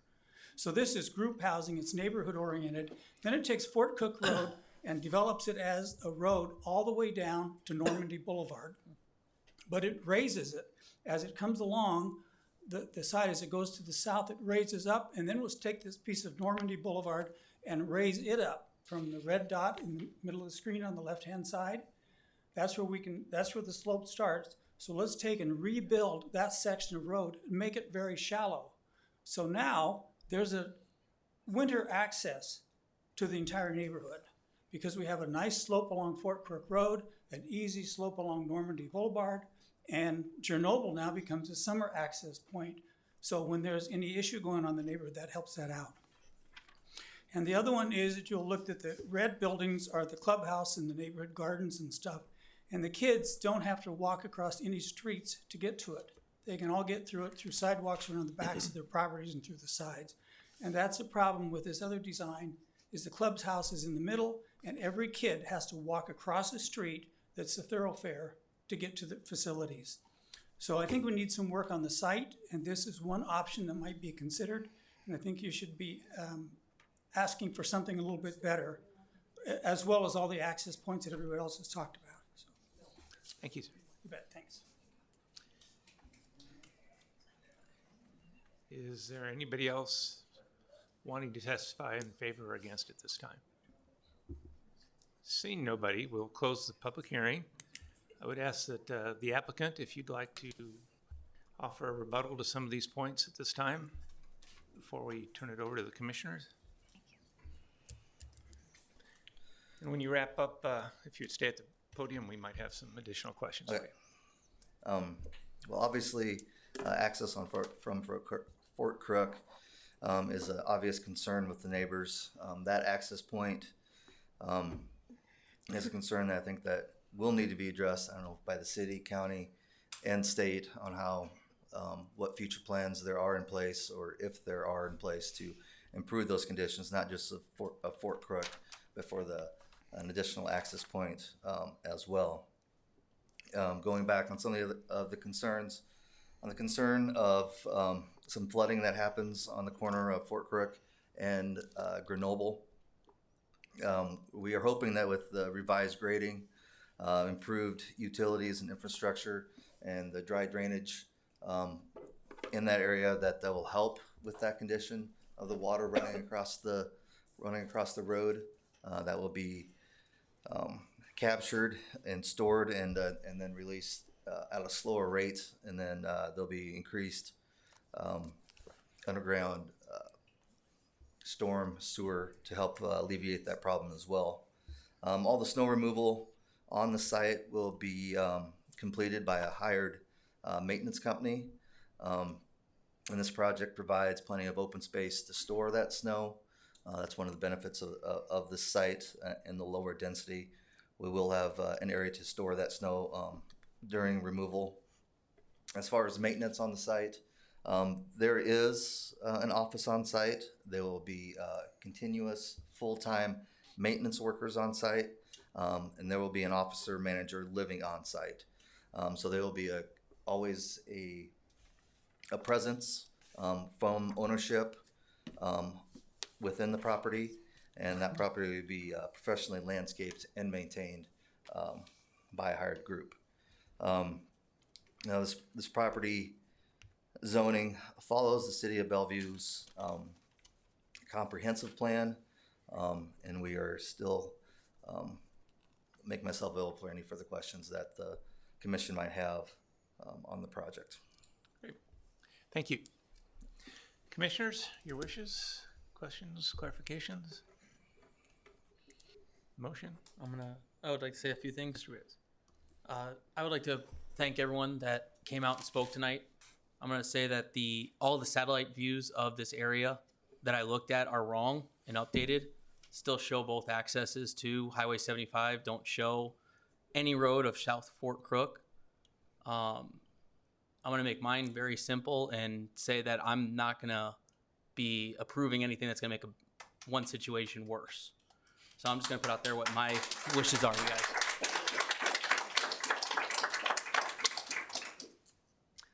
Question for staff. Are you aware of any ongoing conversations about putting in a second entrance, or is that pretty much a dead issue? Is that a DOT issue? I'm not aware of anything that is in the works now to add an extra access point to Normandy Hills. When this area, or when the road plans were done, I think it was the state and the county. Initially, it had been an access point to the south. The state and the county worked that out and made it to the north, because most people were going to the north. But it was just the one access point. And then a follow-on question. I know the fire department had one minor concern with the project, but they did not have a concern about the access. is there a legal reason that we can't continue to add residents in this area because of one entrance? The people who spoke about the fire code are correct. Obviously, when we have a new area come in, there are limits as to the number of houses and apartments that can be single point of access. I don't know if they consider the fact that they've got an emergency access to the south as a second point of access and use that as well. I'm just please. Yeah, that was one of the things that was discussed at the time that the road was improved or started being improved and the plans were made, is that emergency access. Whether they can use it or not, I don't know, but that was the idea at the time. You know, as Mr. Ritz said, I also have concerns. It's unfortunate. I think it's rare to have a builder, a representative of the builder, to that the folks generally appreciate what he's said, how he's tried to work with you, but you're typically okay with the apartments, but you're not okay with putting this project here because of the entrance, one single entrance. So it's unfortunate that you're trying to do this in this area. It looks like a wonderful project. I have a question for you, if I might. Yep.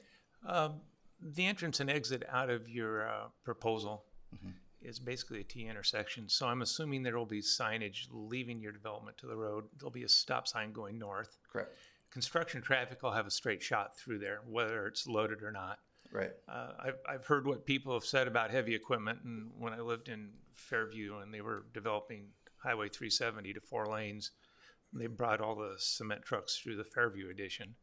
It was paved, but oddly enough, there wasn't any significant damage to it. Blacktop might be a different animal, okay? But having said that, it's a straight shot in is only my point. And so you've confirmed that. And there would be a stop sign coming out of the existing development as well. Correct. Correct. Okay, thank you. Commissioners, any other comments? I guess if there's anything that we can do, I don't know if to work with the city or county on future plans that they have for improvements to Fort Crook, or figuring out what the plans are for a secondary access. Is this something that we could, and then also look into maybe making some changes to the grading to save some of those trees, some more of those trees. Is this something that we could lay over to the future to see what other improvements, or get some answers on those secondary access points or improvements in the future?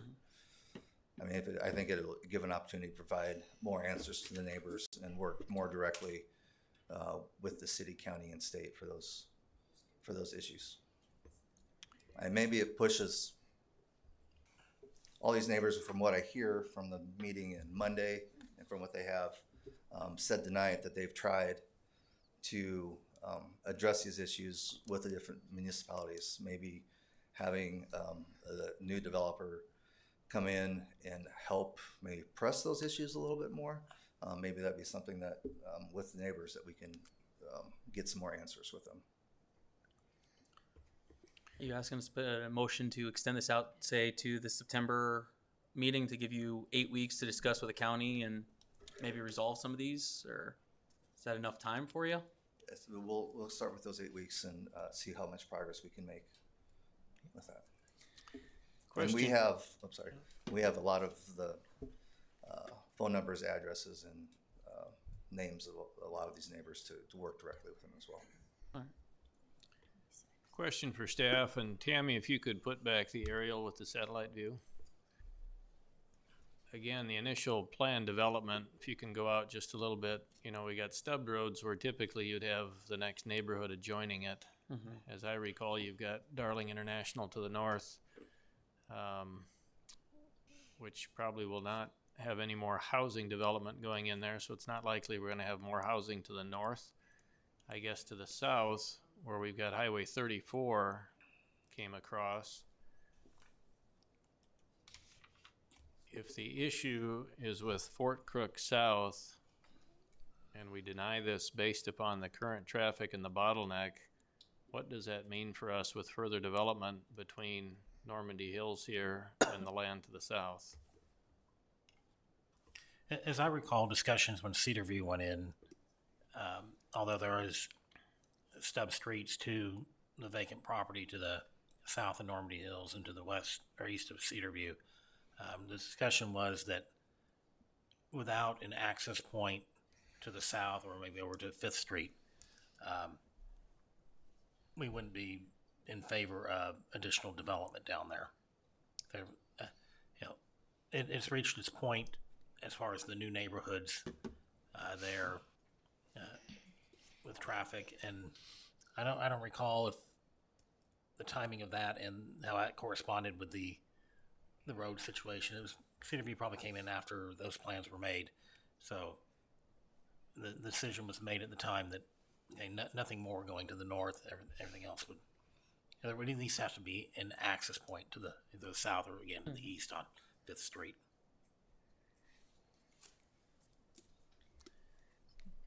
Any other additional comments? Yeah, some of the commentary we've had, I know we had Spring Creek, which is just north of 25th and Cornhusker, which was a fairly good-sized development that ended up with one access point. And what ultimately opened that up was the development that it went in to the north and to the east of it, because then that brought in other development. That's the only other pocket I can think of where we had a pretty good group of housing lots that only had one pinch point.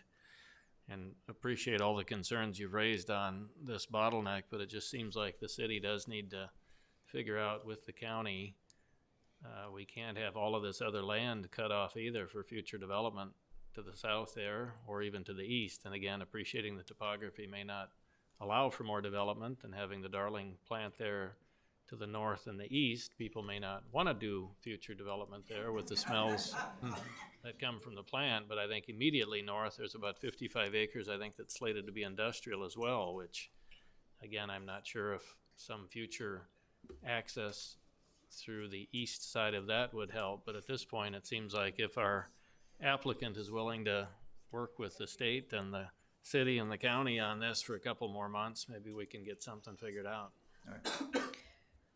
I would go along with that because I think that many of the neighbors have stated that they like the development idea, but they're living on a time bomb right now. I mean, trying to get in and out of their neighborhood, and that thinking of construction going in, children being there, young adults driving. I assume there are teenagers in the neighborhood driving around there and trying to get out on one access road would make it very difficult. You would probably, as a developer, have more, I hate to say this, but you probably would have more pull with the state to bring business into Nebraska than the people who are actually suffering through the one access. Commissioners, School buses too. we've closed the public hearing, and that was brought up, those school buses. Commissioners, your wishes. I see that there's 3, if not more, possible options. We could make a motion to defer this to our September meeting. Make a motion to approve, which, if not passed, would be a little nebulous for our recommendation to the commission or to the city council, or we could make a recommendation to disapprove. But in the interest of planning forward, I would entertain the commissioners to make a motion at this time as they so wish. Is the September meeting the 26th? Yes. Unless anyone has anything else, I'd make a motion to continue this item to the September 26th meeting to give the developer time to discuss with the county, rectifying the situation of only having one access point to this neighborhood. Motion by Ritz, second. Second. Second by Casey. Commissioners, this will be a roll call vote again. Actually, no. Almost 2 hours in, the software is fixed, so we will do the electronics. I kind of somehow feel there was an update. Okay, please vote electronically.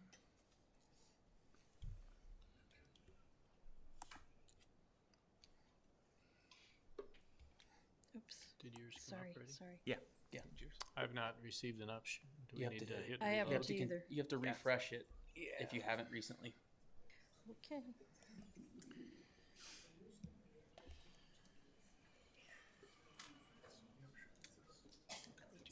Click on that. Oh, there you go. Now you should be. Yeah, we're updating. There you go. Perfect. Oh, there I go. Did everybody's voting process work? Slowly. All voted yes, motion carried. Thank you. This will be carried over.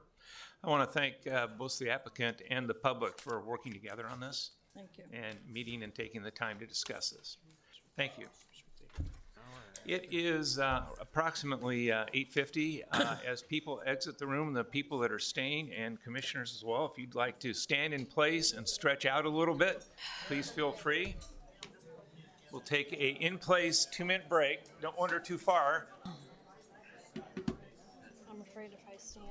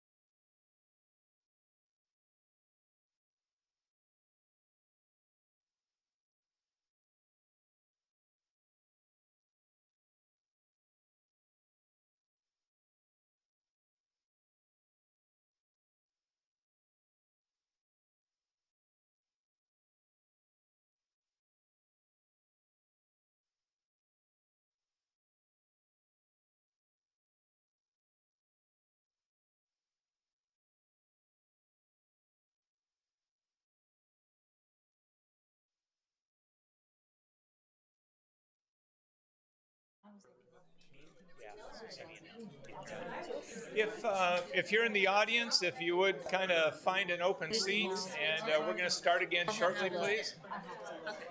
We're just waiting for Kane now. Again.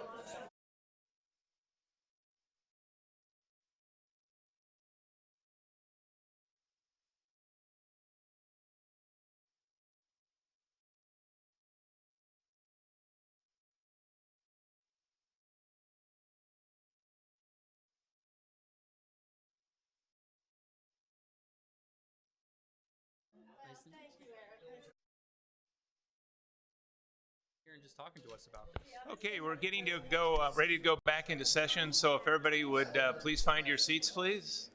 Mr. Casey? We're getting the gavel from him. It's okay. You too.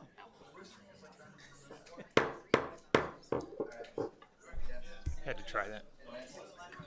Okay, it is 8:55. We are back in session. And let the record show that all the commissioners are here and we have our quorum. Our next item on the agenda is item 3D. This is an annexation of the Sanitary Improvement District 171 Treguerin. The applicant is the city of Bellevue.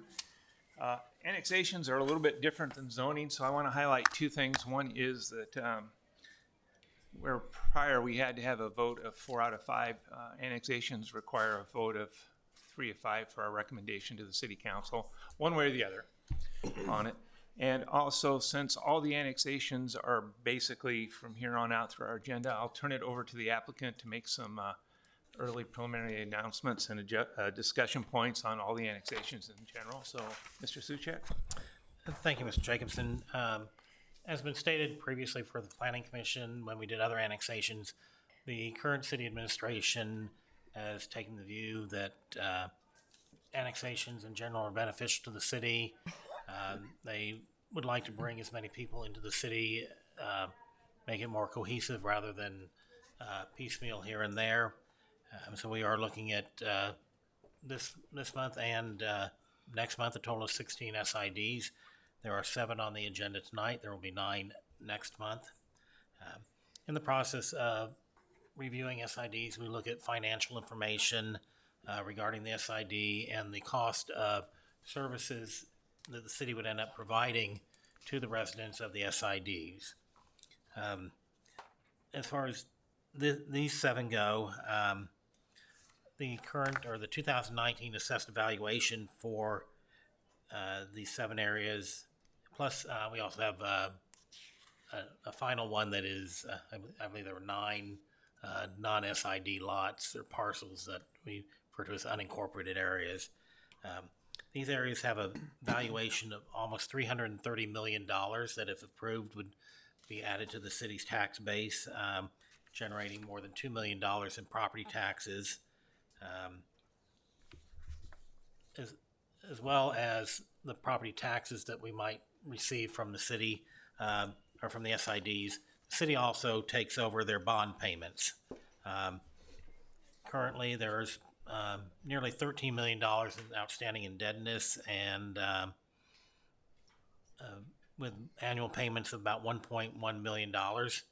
So it's not just a total cash cow or cash, influx for the city. There are fiscal responsibilities with those annexations as well. We also look at the cost of providing services to the residents. This would be extra police officers, extra street department personnel, parks department personnel, just anybody who works in those areas of the city that are actually providing services directly to the residents. Wastewater is another one. They all have personnel needs and equipment needs.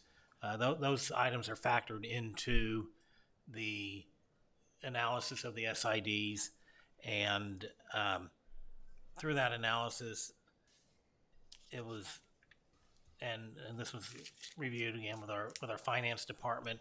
The analysis indicated that it would be feasible for the city to annex these areas. Just some general information, we're looking at 1,209 parcels tonight with 1,663 dwelling units, based on the average census size of,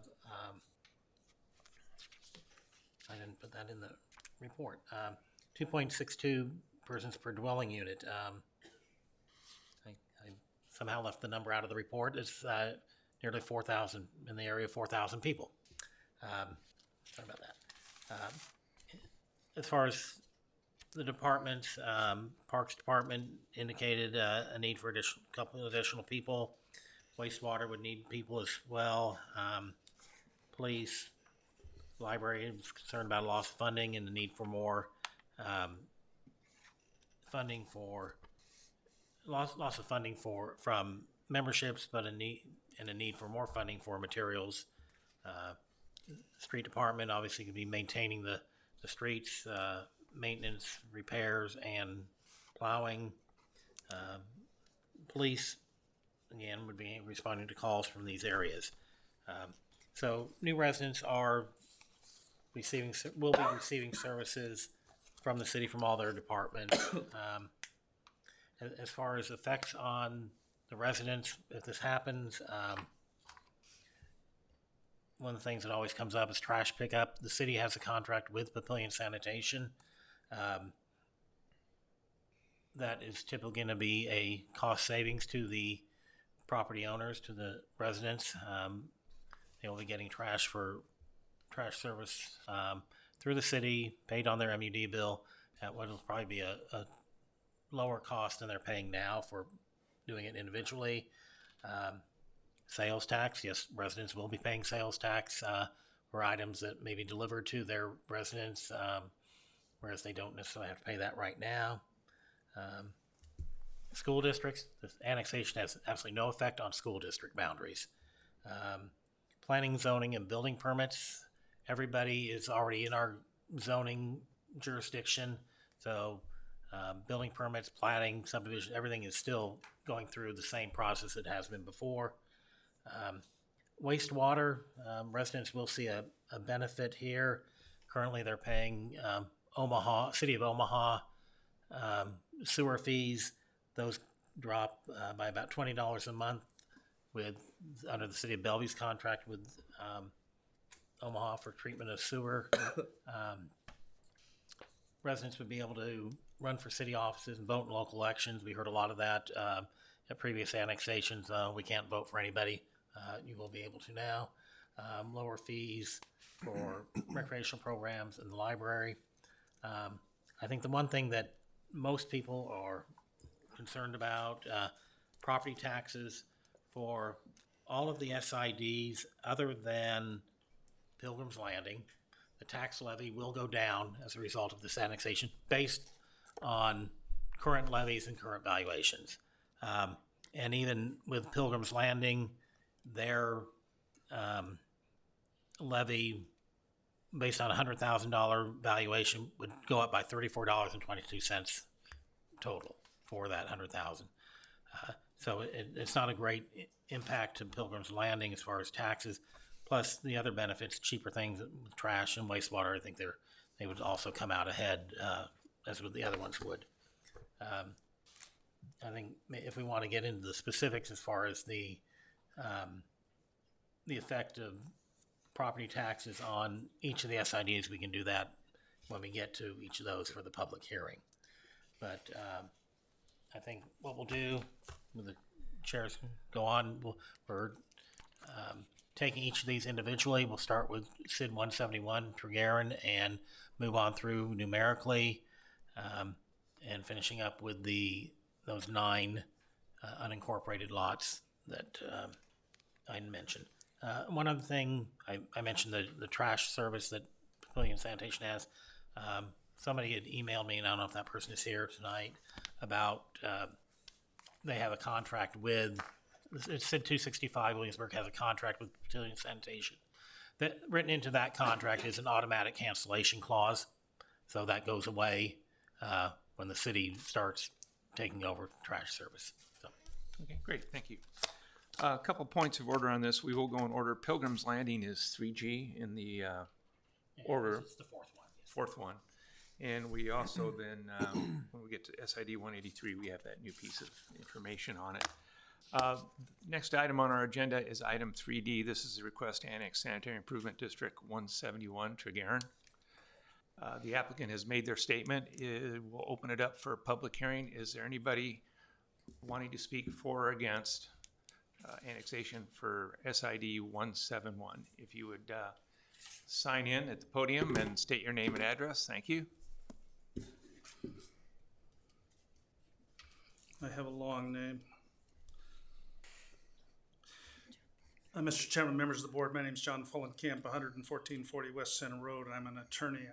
And our office represents 3 of the SIDs that are on here tonight, and probably a couple on the next go-round. And I just wanted to say, as lawyers for developers and then as lawyers for the neighborhoods, we recognize that at some point during the process, the SIDs were established for the purpose of becoming part of the city We constantly talk to our residents about that, and so, at least in the ones we represent, I don't think you see anybody here tonight that's coming to complain. The other thing, we did have an opportunity, I'd like to thank Tammy and Chris a couple of months ago, because it's been in the paper that this was going on, and we just wanted to make sure there was a seamless transition, because some of these districts, we're doing some street repairs, we're cleaning our sewers, we're cleaning the inlets.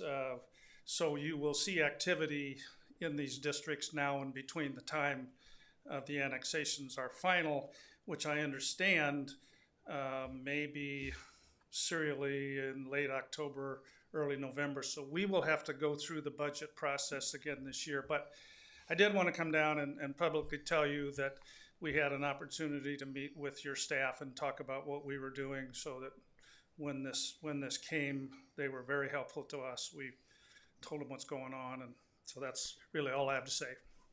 Happy to answer any questions. Okay, thank you.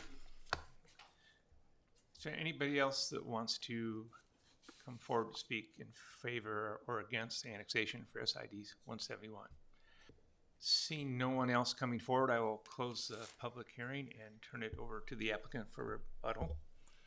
If I may, in response to what Mr. Fullenkamp said, and this is for everybody, where I'm meeting with the administrator and some others next week, we will pick a date when annexation will be effective. I expect that third reading of the ordinance would be on September 3rd at that council meeting. And then we will, prior to that, like I said, pick a date for the annexation. That way we can notify Papillion Sanitation, who's going to be taking over trash service. Sarpy County 911 needs time to incorporate all the areas into its system so that they're sending police rather than sheriff to these areas.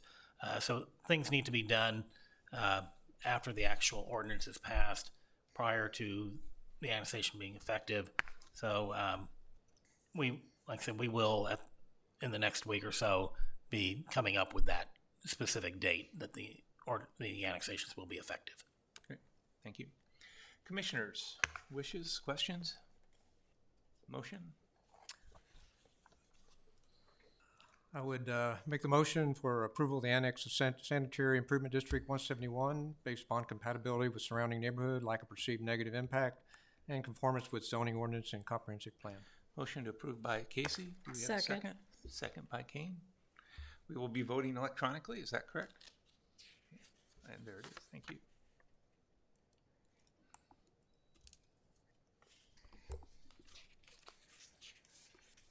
All in favor? Motion carried. Thank you. The next item on our agenda is item 3E.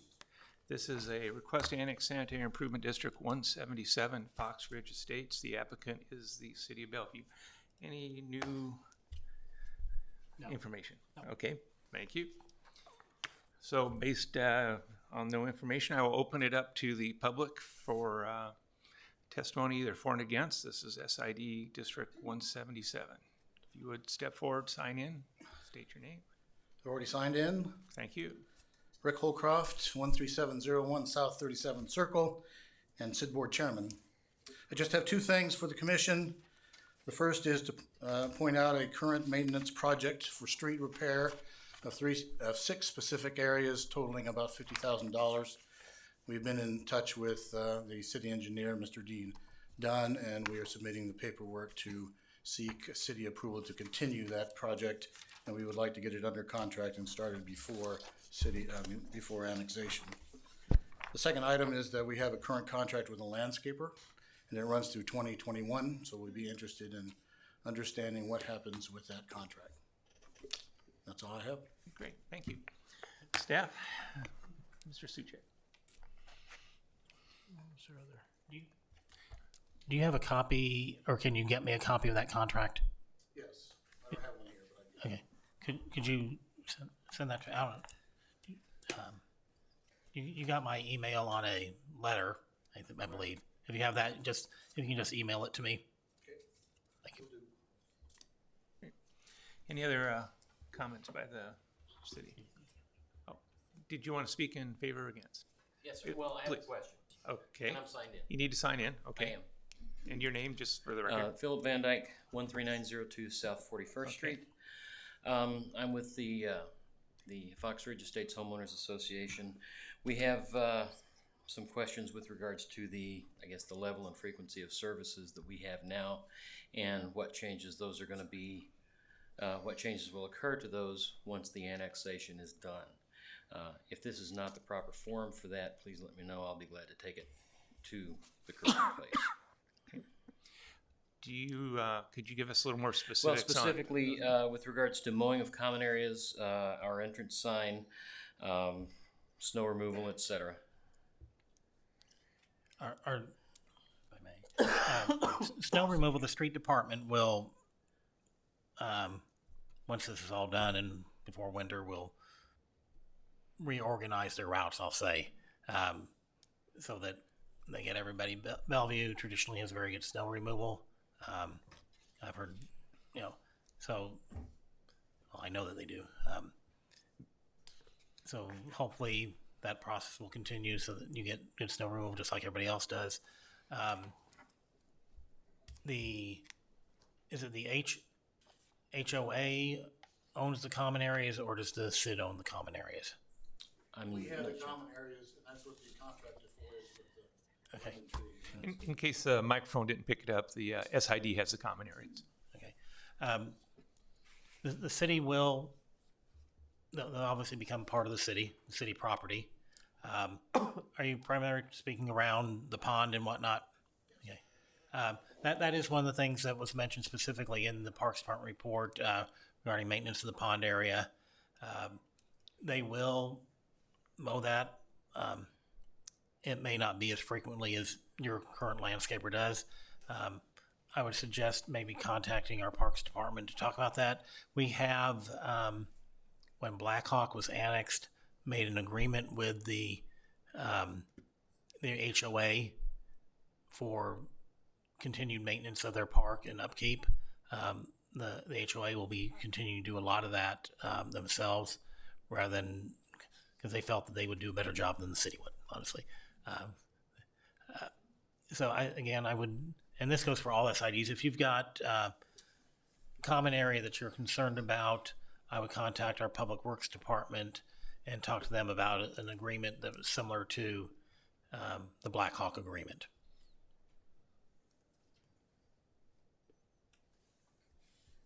Thank you. Otherwise, maintenance, like I said, with the streets would be incorporated into their regular schedule. Okay. HOAs would not be prohibited from doing a supplementary mowing or anything like that if we wanted to maintain our areas to, I guess, a standard that was higher than what we were getting from the city. Would there be any problems with that? I can't really speak for the Public Works Department, but I would say that, if you work out a schedule with them and want to mow it more frequently, they would probably be agreeable with that. But don't just go out there and start mowing. Work out an agreement with the Parks Department. Thank you. Is there anybody else that wishes to come forward on 177? 177. Tom Smerdla, 13806 South 41st Street. Also on the Homeowners Association. We've got a couple of questions where the sidewalks that run through the public area that's around on either side of the lake or through the lake. Is the city going to maintain those for the kids that leave the school and walk, or is that going to be whose responsibility would that be? That would still be the city's. Will they come and clear the sidewalks in? This is not in front of private property. This is public property. I understand it's the, as shown there around the pond. Well, we got the pond runs two sides. I don't see it on there. Right in the middle. Okay. The pond is on two sides of along the street. Okay, you go to your left and then down. I don't know if I could show you. But there's a spot where there's a lake on both sides. Want me to show you? Both sides of what?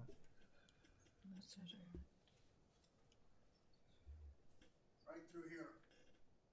From here, all the way through. That's all public, that's all, public. It's a NRD Lake. That's NRD Lake, and, it's SID's now, and it'll be yours. Will you guys maintain that, or are we gonna have a responsibility for that? Again, the Parks Department would take over maintenance of that. Their priority, when you talked about clearing it, I assume you're talking about snow removal. Priority for the city is streets. The sidewalks would come later. Well, this is where the school kids walk. We don't want them walking into streets. I understand that. And there's no room really for a lot of snow removal in that area. I don't know what you're gonna do with the snow. We always had a heck of a time. But anyway, but the city, that'd be the city's responsibility. Yes, it would. All right, how about the bushes then? You guys don't do, the Parks Department do anything with the bushes that are lining the street that the NRD don't want us to pull out? And they're gonna be a traffic hazard where you come around the corner of Birchwood and Fox Ridge Drive, 39th and Fox Ridge Drive? Will the city maintain those bushes? I'll say to a degree. We're not a landscape company. Well, I understand that. But it's a traffic hazard also, so. I think if it's a traffic hazard, the city may go in there and take them out. We don't want to be responsible for a traffic accident. All right. Do they sweep streets? Does the city of Bellevue sweep Yes, streets? we do. Okay, we'll have our streets swept in the spring, right? Yes. Can we get gravel on there? We got open storm sewers. Mm-hmm. So when the gravel goes on the street, it washes down the inlet and into the guy's front yard. So we like to get that, make sure it's swept. And what's our city councilman's phone number? Do you know? Who's our city councilman? Who will be our city councilman? I want to get his phone number. Actually, you're in the vicinity of Ward 3, who's Paul Cook,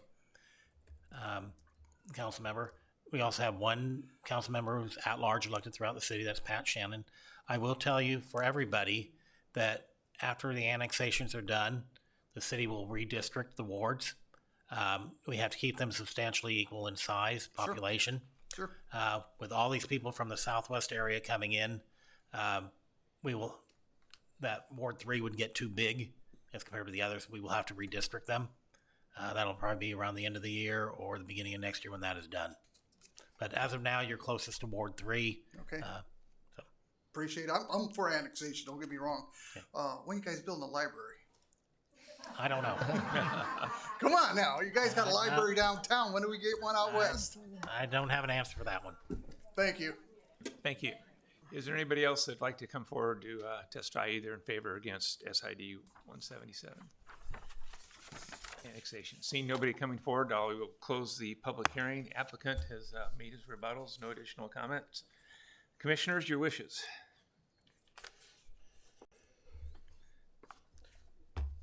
This is for the city, for the contracts that were brought up that are existing that you asked for more. Is that going to be an issue for tonight? Do you need more time to review those? No, I think many of those, at least in the past, I've heard our legal say that the city can get out of those contracts. And like I said earlier, on the one specifically for pavilion sanitation, it was written into it that it terminates upon annexation. Okay. So I'd make the motion to approve the Annex Sanitary Improvement District 177 Fox Ridge Estates based upon compatibility with surrounding neighborhood, lack of perceived negative impact, and conformance with zoning ordinance and comprehensive plan. Motion to approve by Mr. Casey. A second. Second. Second. Mr. Ritt. Commissioners will vote electronically.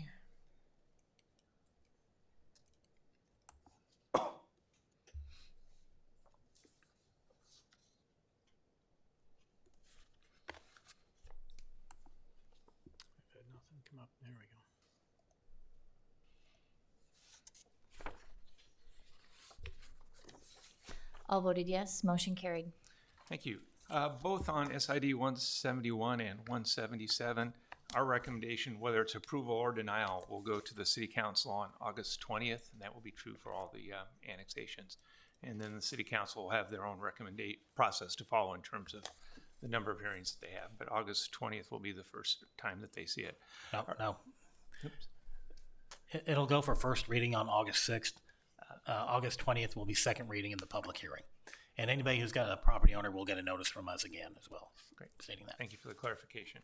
Our next item is item 3F. This is annexation of Sanitary Improvement District 182, 370 Point. The applicant, City of Bellevue. Anything to read into the record at this time? Just to point out for the commission, when we did one of the unincorporated areas earlier this year, this is one of the donut holes that we are filling.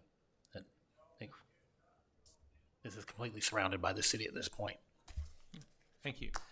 I will open it up to public hearing. Is there anybody here to testify for SID 182, 370 Point, either for or against?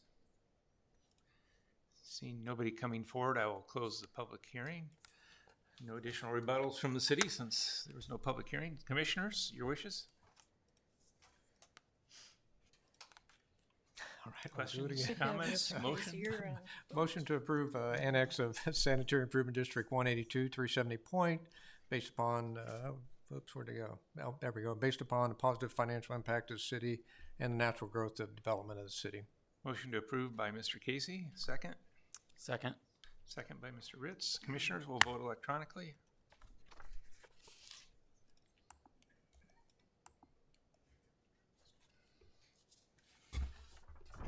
All voted yes, motion carried.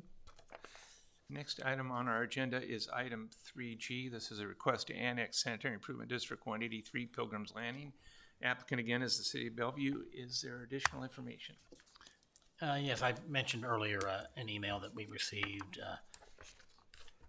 yesterday regarding this from Wayne and Rebecca Raybon, I believe. Okay. All the commissioners have that? Yes. Great, thank you. I will open it up to public hearing. Is there anybody here to speak on behalf of this annexation, either for or against? Seeing somebody coming forward, we will wait till we have signed in, and your name, please.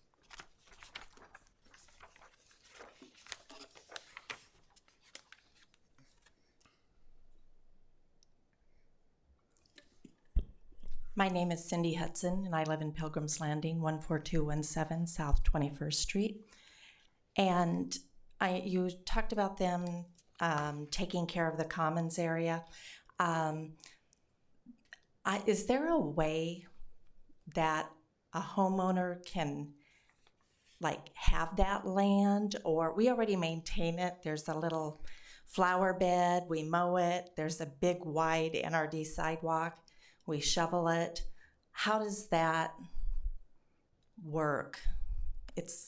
There's about 3 houses that have the same situation, where it's like the side of our yard and then it goes down to there. Could you point out exactly where that is? Sure. 14217 South 21st Street.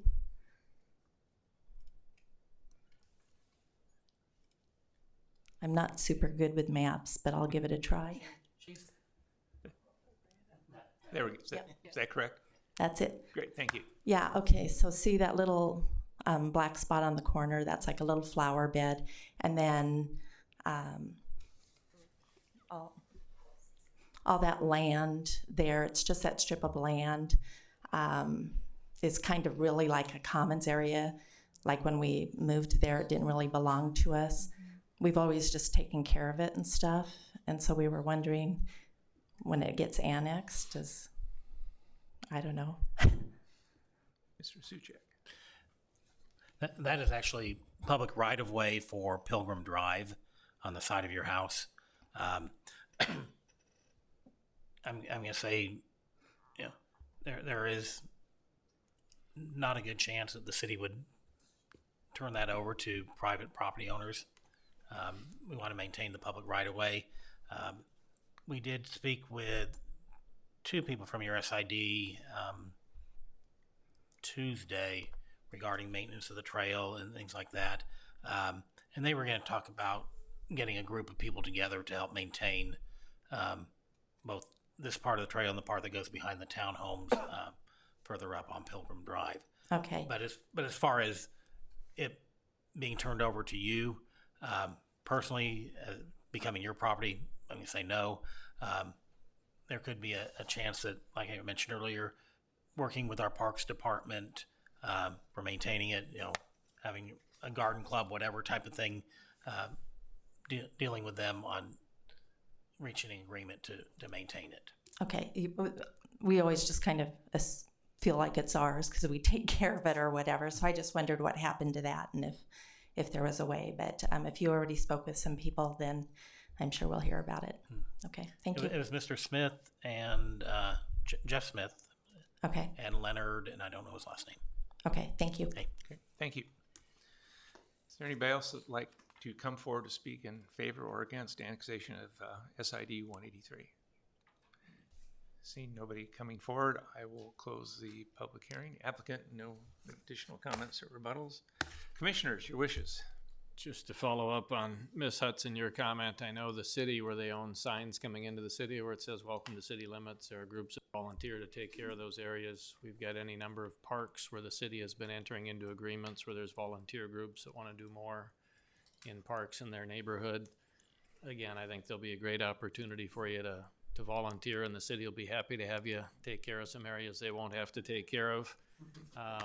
But it is one of those things we're not probably going to be able to give you a title to it, but again, they're going to welcome the volunteer effort. So if you don't otherwise hear things, contact your city council person or contact city administration again to follow up after annexation if that were to occur.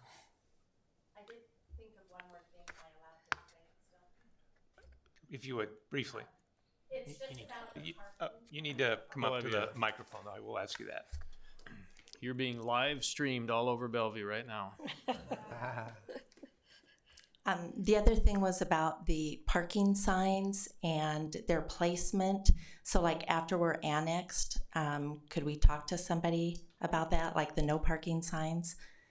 They're just, they don't make sense. And there's lots of places where you can park on both sides of the street and you can't get through. So we would want to, could we talk to someone about that? That would be our street department. Okay. Typically, the city will put no parking on one side or the other of all streets, neighborhood streets. They have and I don't remember whether it's the north and the west side or the south and the east side. Yeah, they have a plan for doing that. Right now it's random. Okay, and they may come in and fix that, unrandomize it so that it's, like I said, all the same side of the streets throughout the subdivision. One of the things they vary that on is if all the mailboxes are on one side of the street, right, they will put no parking on that side of the street. That would be great. Okay, thank you. Thank you. And as the guy who runs the school buses through there, I encourage you to have that conversation with somebody. Commissioners, any other comments? The only other comment I'd make, Mr. Chair, the email information we received, the person requested thorough answers and accountability on why we are facing annexation and what the benefit will be. Again, to echo Mr. Fullenkamp's comments earlier, represents SIDs. Nebraska is very unique. Sanitary improvement districts are set up to create sort of a pseudo municipality where the developer can use bonding authority to put in streets, infrastructure, and then again, it becomes part of the natural growth for the city to annex them. So that is the reason for that annexation for this individual. That's part of the natural progress. Nebraska is very unique in that respect. In fact, Douglas and Sarpy County are about the only two that use it in the state. It's been a great tool for programmed growth and expanding in a very, very natural way. So for the person who wrote that in, Mr. and Mrs. Raybon, that is the reason for it. Thank you. Additional comments? Commissioners, your wishes, motion? With that said, I would make a motion to annex SID number 183, which is Pilgrim's Landing, with the rationale being that it will have a positive financial impact on the city, and it's part of the natural growth and development of the city. Thank you, Mr. Ackley. Second by Ms. Kane. Commissioners, please vote.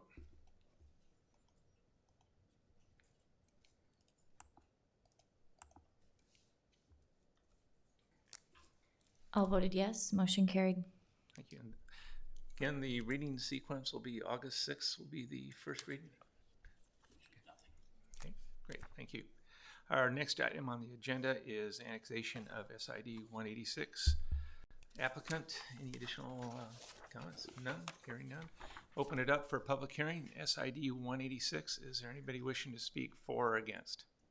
Thank you for waving your hand. Sometimes that beam is a little bit in the way. You could see me. My name is Sandra Cloward. Thanks. I live at 13511 South 32nd Street. I will put my name in here as well. I really don't really have an opinion on the annexation one way or the other. I think as everything has kind of, what I've heard, it's part of the natural progression, and I kind of agree with that, so I really don't have a problem with that. What I do have questions about is kind of the after effect. For example, a lot of it has been answered. As far as the trash, I did talk to Papillion Sanitation and was understanding that they would be taking over the contract and it would be part of my mud bill. That was a good learning experience. Snow removal has always been pretty good where I live. I live right at a T, so I have a large hill that comes down and I have a lot of traffic that comes up. So considering the traffic and considering the fact that I have quite a few corners that they bump up the snow up into those corners in front of my driveway, I get a lot of people that get their car stuck. So there's many times I've actually gone out there and helped move cars, so on and so forth.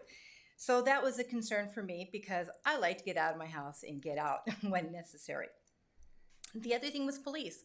Before, I believe it was the sheriff, so now it will be the police and not the sheriff that will be coming. Is that correct? Property taxes, I think you've already answered that. I think it's to be seen, so I understand that. Fire and rescue is right down the block for me. I don't know how that will change. I'm assuming nothing will change in regards to access to it and if I need them, because right now it's pretty good. I haven't had an issue. Which part of Oakhurst do you live in? You know, to be quite honest, I learned something new today. I thought it was in Leawood, and now I find out I'm in Oakhurst, I believe. So I'm on South 32nd Street, right at the corner adjacent in South 32nd Street. I'm just probably 2 blocks up from Black Hawk. So what I thought, right. What I thought was Leawood, now I'm finding out I'm even different. So this is a great learning. This is my first time, actually, here, so I'm kind of excited. You are actually within the boundaries of the Papillion Fire District. Really? Yes, you are. Well, because I've had Bellevue come out and actually assist me. They do. Yes. They do fire. I can't remember the current form, but Yeah. they help each other. Mutual aid. Okay. But you will be under the Bellevue Fire Department after annexation, and there is the fire department right down there on 25th Street. Oh, okay. Well, see, I'm learning a lot of things. Here's another question I had for you. 1 block up, they have those community mailboxes. And now where I am on my particular block, we each have an individual box. Will that change? Will we get those community mailboxes once we are annexed? Is that... That should make no difference. I think if the post office wanted to do it, they would do it. But whether you're in the city or not, it shouldn't make a difference that way. Well, security-wise is what I'm kind of thinking. It'd be nice to have them, especially when we've had some issues with people taking things out of the mailboxes. And that's what I was kind of asking. I didn't know if it would be an option or if that's something that happens after, No, the city has nothing to do with it. So, if it happens, it's not the city. Yeah, regardless of the status of annexation, you can always get a hold of the postmaster in the area and discuss your concerns with them. And at least in other areas, they've been at least considerate and responsive to it. Oh. And to have the discussion, person just doesn't know. That's good to hear. I guess and talk with my neighbors about it. But that was it. I just kind of wanted to bring up, it was a really good experience, actually. I appreciate you all being here. But just to kind of learn of what to expect. And like I said, I think it's just a natural progression. So I guess in one way I do look forward to it, but at the same time, we'll kind of find out what will happen. So there's no updates in regards to that particular area, I guess, 186 then at this time? Nothing? Okay. All right. Great. Well, thank you for your time. I appreciate it. Thank you. Is there anybody else that would like to come up and speak on SID 186, either in favor or against? Thank you.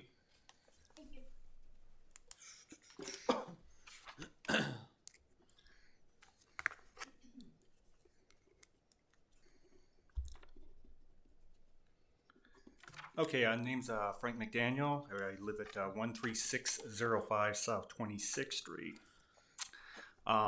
Good either way with the annexation. It doesn't matter one way or another. But the first thing that kind of came up to me when I first got the notification in the mail that I wanted to bring up is the border fence along 25th Street.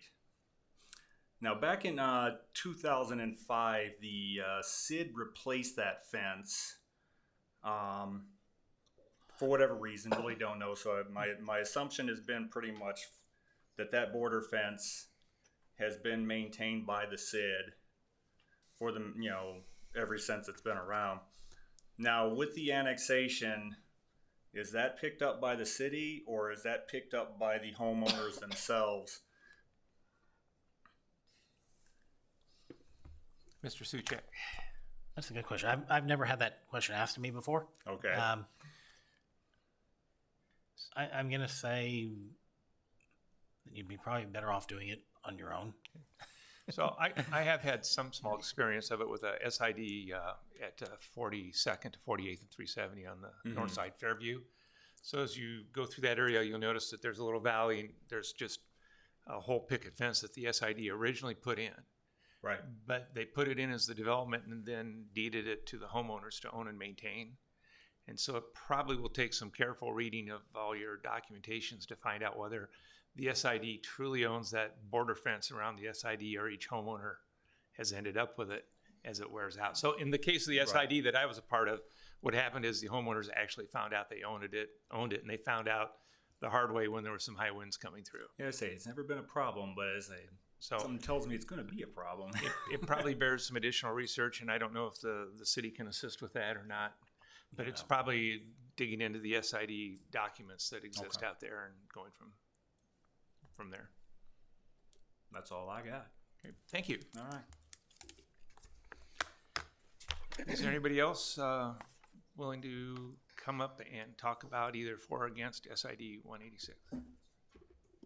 Seeing nobody come forward, I will close the public hearing. No additional comments from the city. No.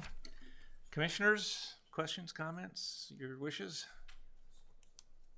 Mr. Chair, I'd make a motion to recommend approval of annexation of SID number 186, Oakhurst, Oak Ridge East, based upon the positive financial impact on the city and the natural growth and development of the city.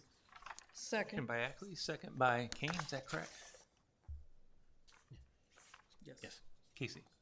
Okay. No, it was Kane. Okay, thank you. Great. Commissioners, please vote.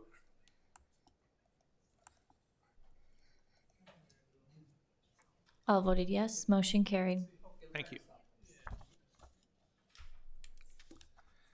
Our next item is request annex SID 197 Heartland Hills.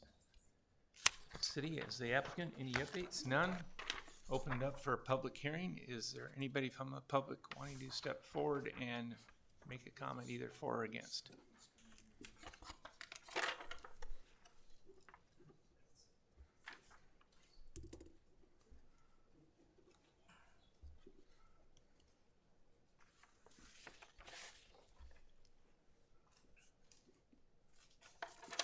Good evening. My name is Steve Ruskamp, and I'm here to represent the Heartland Hills Homeowners Association. My address is 13605 Fornoff Avenue. And the main concern I have, and it may be one that you probably haven't come up against, is the entrance to our SID has a sign that was put in there when they first made the SID, and it's the worst looking sign anyone could ever imagine. It's just terrible, and I get complaints about it all the time. So my question is, you've answered pretty much all the other ones I had, but it's also in a point, let me retract a little bit, that it kind of juts out in towards 36th Street. It sits on Sheridan Road, the entrance to our neighborhood, but it kind of juts out to 36th Street. So I've always told people I can't build a sign until we find out what they're going to do with 36th Street. So lo and behold, you're going to build 36th Street, but you're going to stop it at Sheridan Road.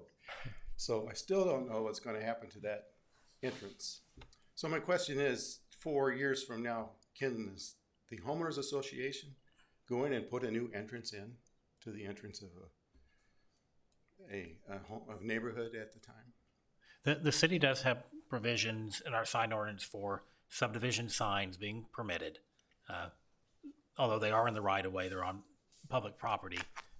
We do allow subdivision signs at the entrance to the subdivisions. Does require a sign permit. Our street department and public works department look at that and make sure there's no issues with it. But typically we have been approving those. So okay, so it would just be a matter of hiring a contractor and he could get the proper permits. Yes. Get maybe stand here and get your permission to do something. Yeah, not here. It's Not done. here. It's done in my office. Oh, okay, I like that better too. All right, so I guess I'll be talking to you at some other future, or the Parks Department at least, because we do have a homeowner association. We have two outlots, Outlot A and Outlot B. Outlot A follows the trail, goes down to the lake you had up on the board a little while ago. Mm-hmm. And in Outlot B, we have a playground, and then we have a mini arboretum going on there. We've planted about a dozen trees in there, and it's looking really well. So other than that, I'll leave it to you. Thank you. And I'd like to make one comment for those that are left. There have been several people here who say they represent the HOA. Annexation really has no effect on the HOA. That, depending upon how your covenants were written, that can go on in perpetuity or they expire at a certain time. But the HOA and what they do are independent of what the SID does. So if there's an HOA and there's dues and you do things, those things would continue. And covenants also do not go away with annexation. They survive annexation as well. Thank you. Seeing nobody else coming forward, the public hearing is closed. Commissioners, your wishes? Make a motion for the approval of the annexation of Sanitary Improvement District number 197, Heartland Hills, based upon the positive financial impact of the city and the natural growth and development of the city. Motion to approve annexation by Casey. Second. Second by Ritz. Thank you. Commissioners, please vote.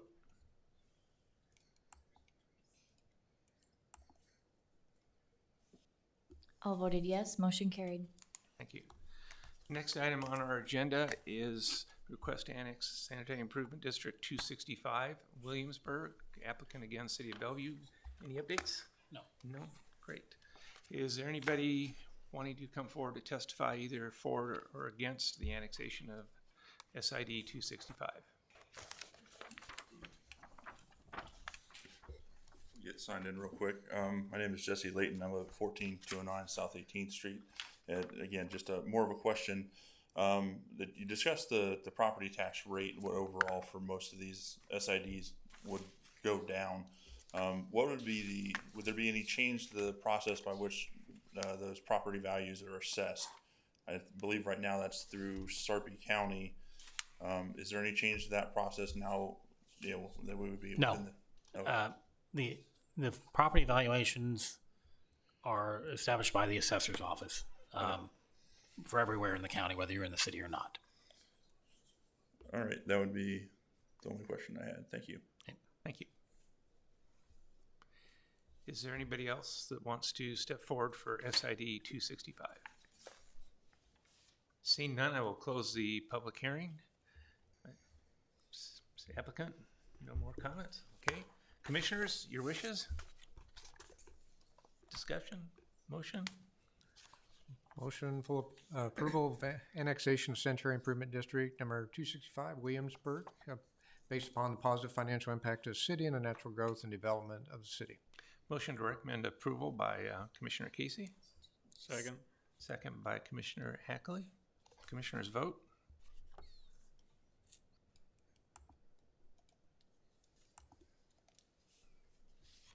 All voted yes, motion carried. Thank you. The next item on our agenda is item 3K. This involves several parcels of property. I will have to read it into the record in its entirety. As we read this through, and I do open it up for public hearing, not only if you, when you come up to testify either for or against if you would actually mention the piece of property that you have concerns about at the time as well. I'd appreciate it.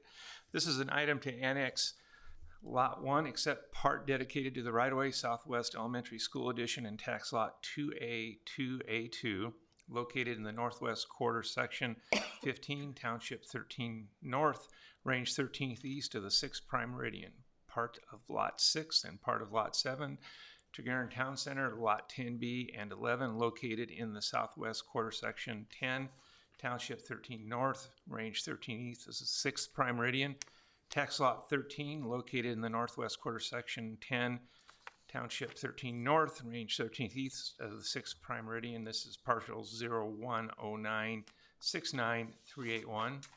Part of tax lot 3A, located in the northwest quarter, section 16, township 13 north, range 13th east of the 6th prime meridian, partial number 010983694.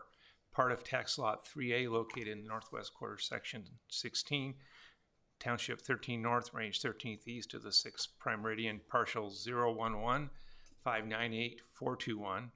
And tax lot 3A2, located in the southwest quarter, section 9, township 13 and north, range 13th east of the 6th prime meridian, Sarpy County, Nebraska. Applicant, again, City of Bellevue. Any updates or comments? Just comments. These are 9 parcels that are unincorporated. I mean, they're not in the city. They're not an SID. That if all the other annexations go through, that will basically be surrounded by the city or are adjacent to the city, and we missed them previously. Starting up there in the upper right-hand one, that's the tax lot 13. That's owned by the city. No, the other one, damn it. That one, that's owned by the city, surrounded by the Tregerin apartments. The other up there on the other two, for some reason, those two parts of lot 6 and 7, Tregerin Town Center, are not in the SID. Not sure why, but that's the way it is. Down there on, over there next to Two Springs and Birchwood, there are actually 3 parcels there. The city owns one of those. They're just strips of land that I think that were left over after platting. And again, they're very narrow strips that were not in the city, so we're just picking those up, even out city boundaries. Over on Fairview Road, there are 2 lots on the north side of Fairview Road, next to the Tregerin Golf Course and Tregerin Development. And then across the street from that is the elementary school, Fairview Elementary. Southwest is the other one. Fairview Elementary School. So we were just picking that up as well. That's surrounded by Pilgrim's Landing and Williamsburg. Thank you. Any other comments? Okay. Hearing no other comments from the applicant, I open the public hearing. Is there anybody in the public that would like to step forward and speak either for or against the annexation of these various lots? And again, if you would speak to the lot that area that you're addressing. Matt Ramsey, 822 Bordeaux. Just general question. Excuse me for a second. Have you signed in? Yeah, I signed it earlier. Okay. Thank you. Just a general question. I think you started to address it. Will all these particular lots be either substantially adjacent to either existing Bellevue boundaries or substantially adjacent to areas that are currently under consideration for annexation? Yes. Okay. That's my only question. Thank you. Great. Thank you. Is there anybody else that would like to step forward in public testimony either for or against? Seeing nobody come forward, I will close the public hearing for item 3K of various lots. Commissioners, your wishes or a motion? Mr. Casey said it's my turn. I would recommend approval of the annexation of this last group of 9 parcels as read into the record, based upon the positive financial impact for the city and the natural growth and development of the city. Motion by Mr. Ackley to recommend. I will second that. Second by Mr. Casey. Commissioners, please vote.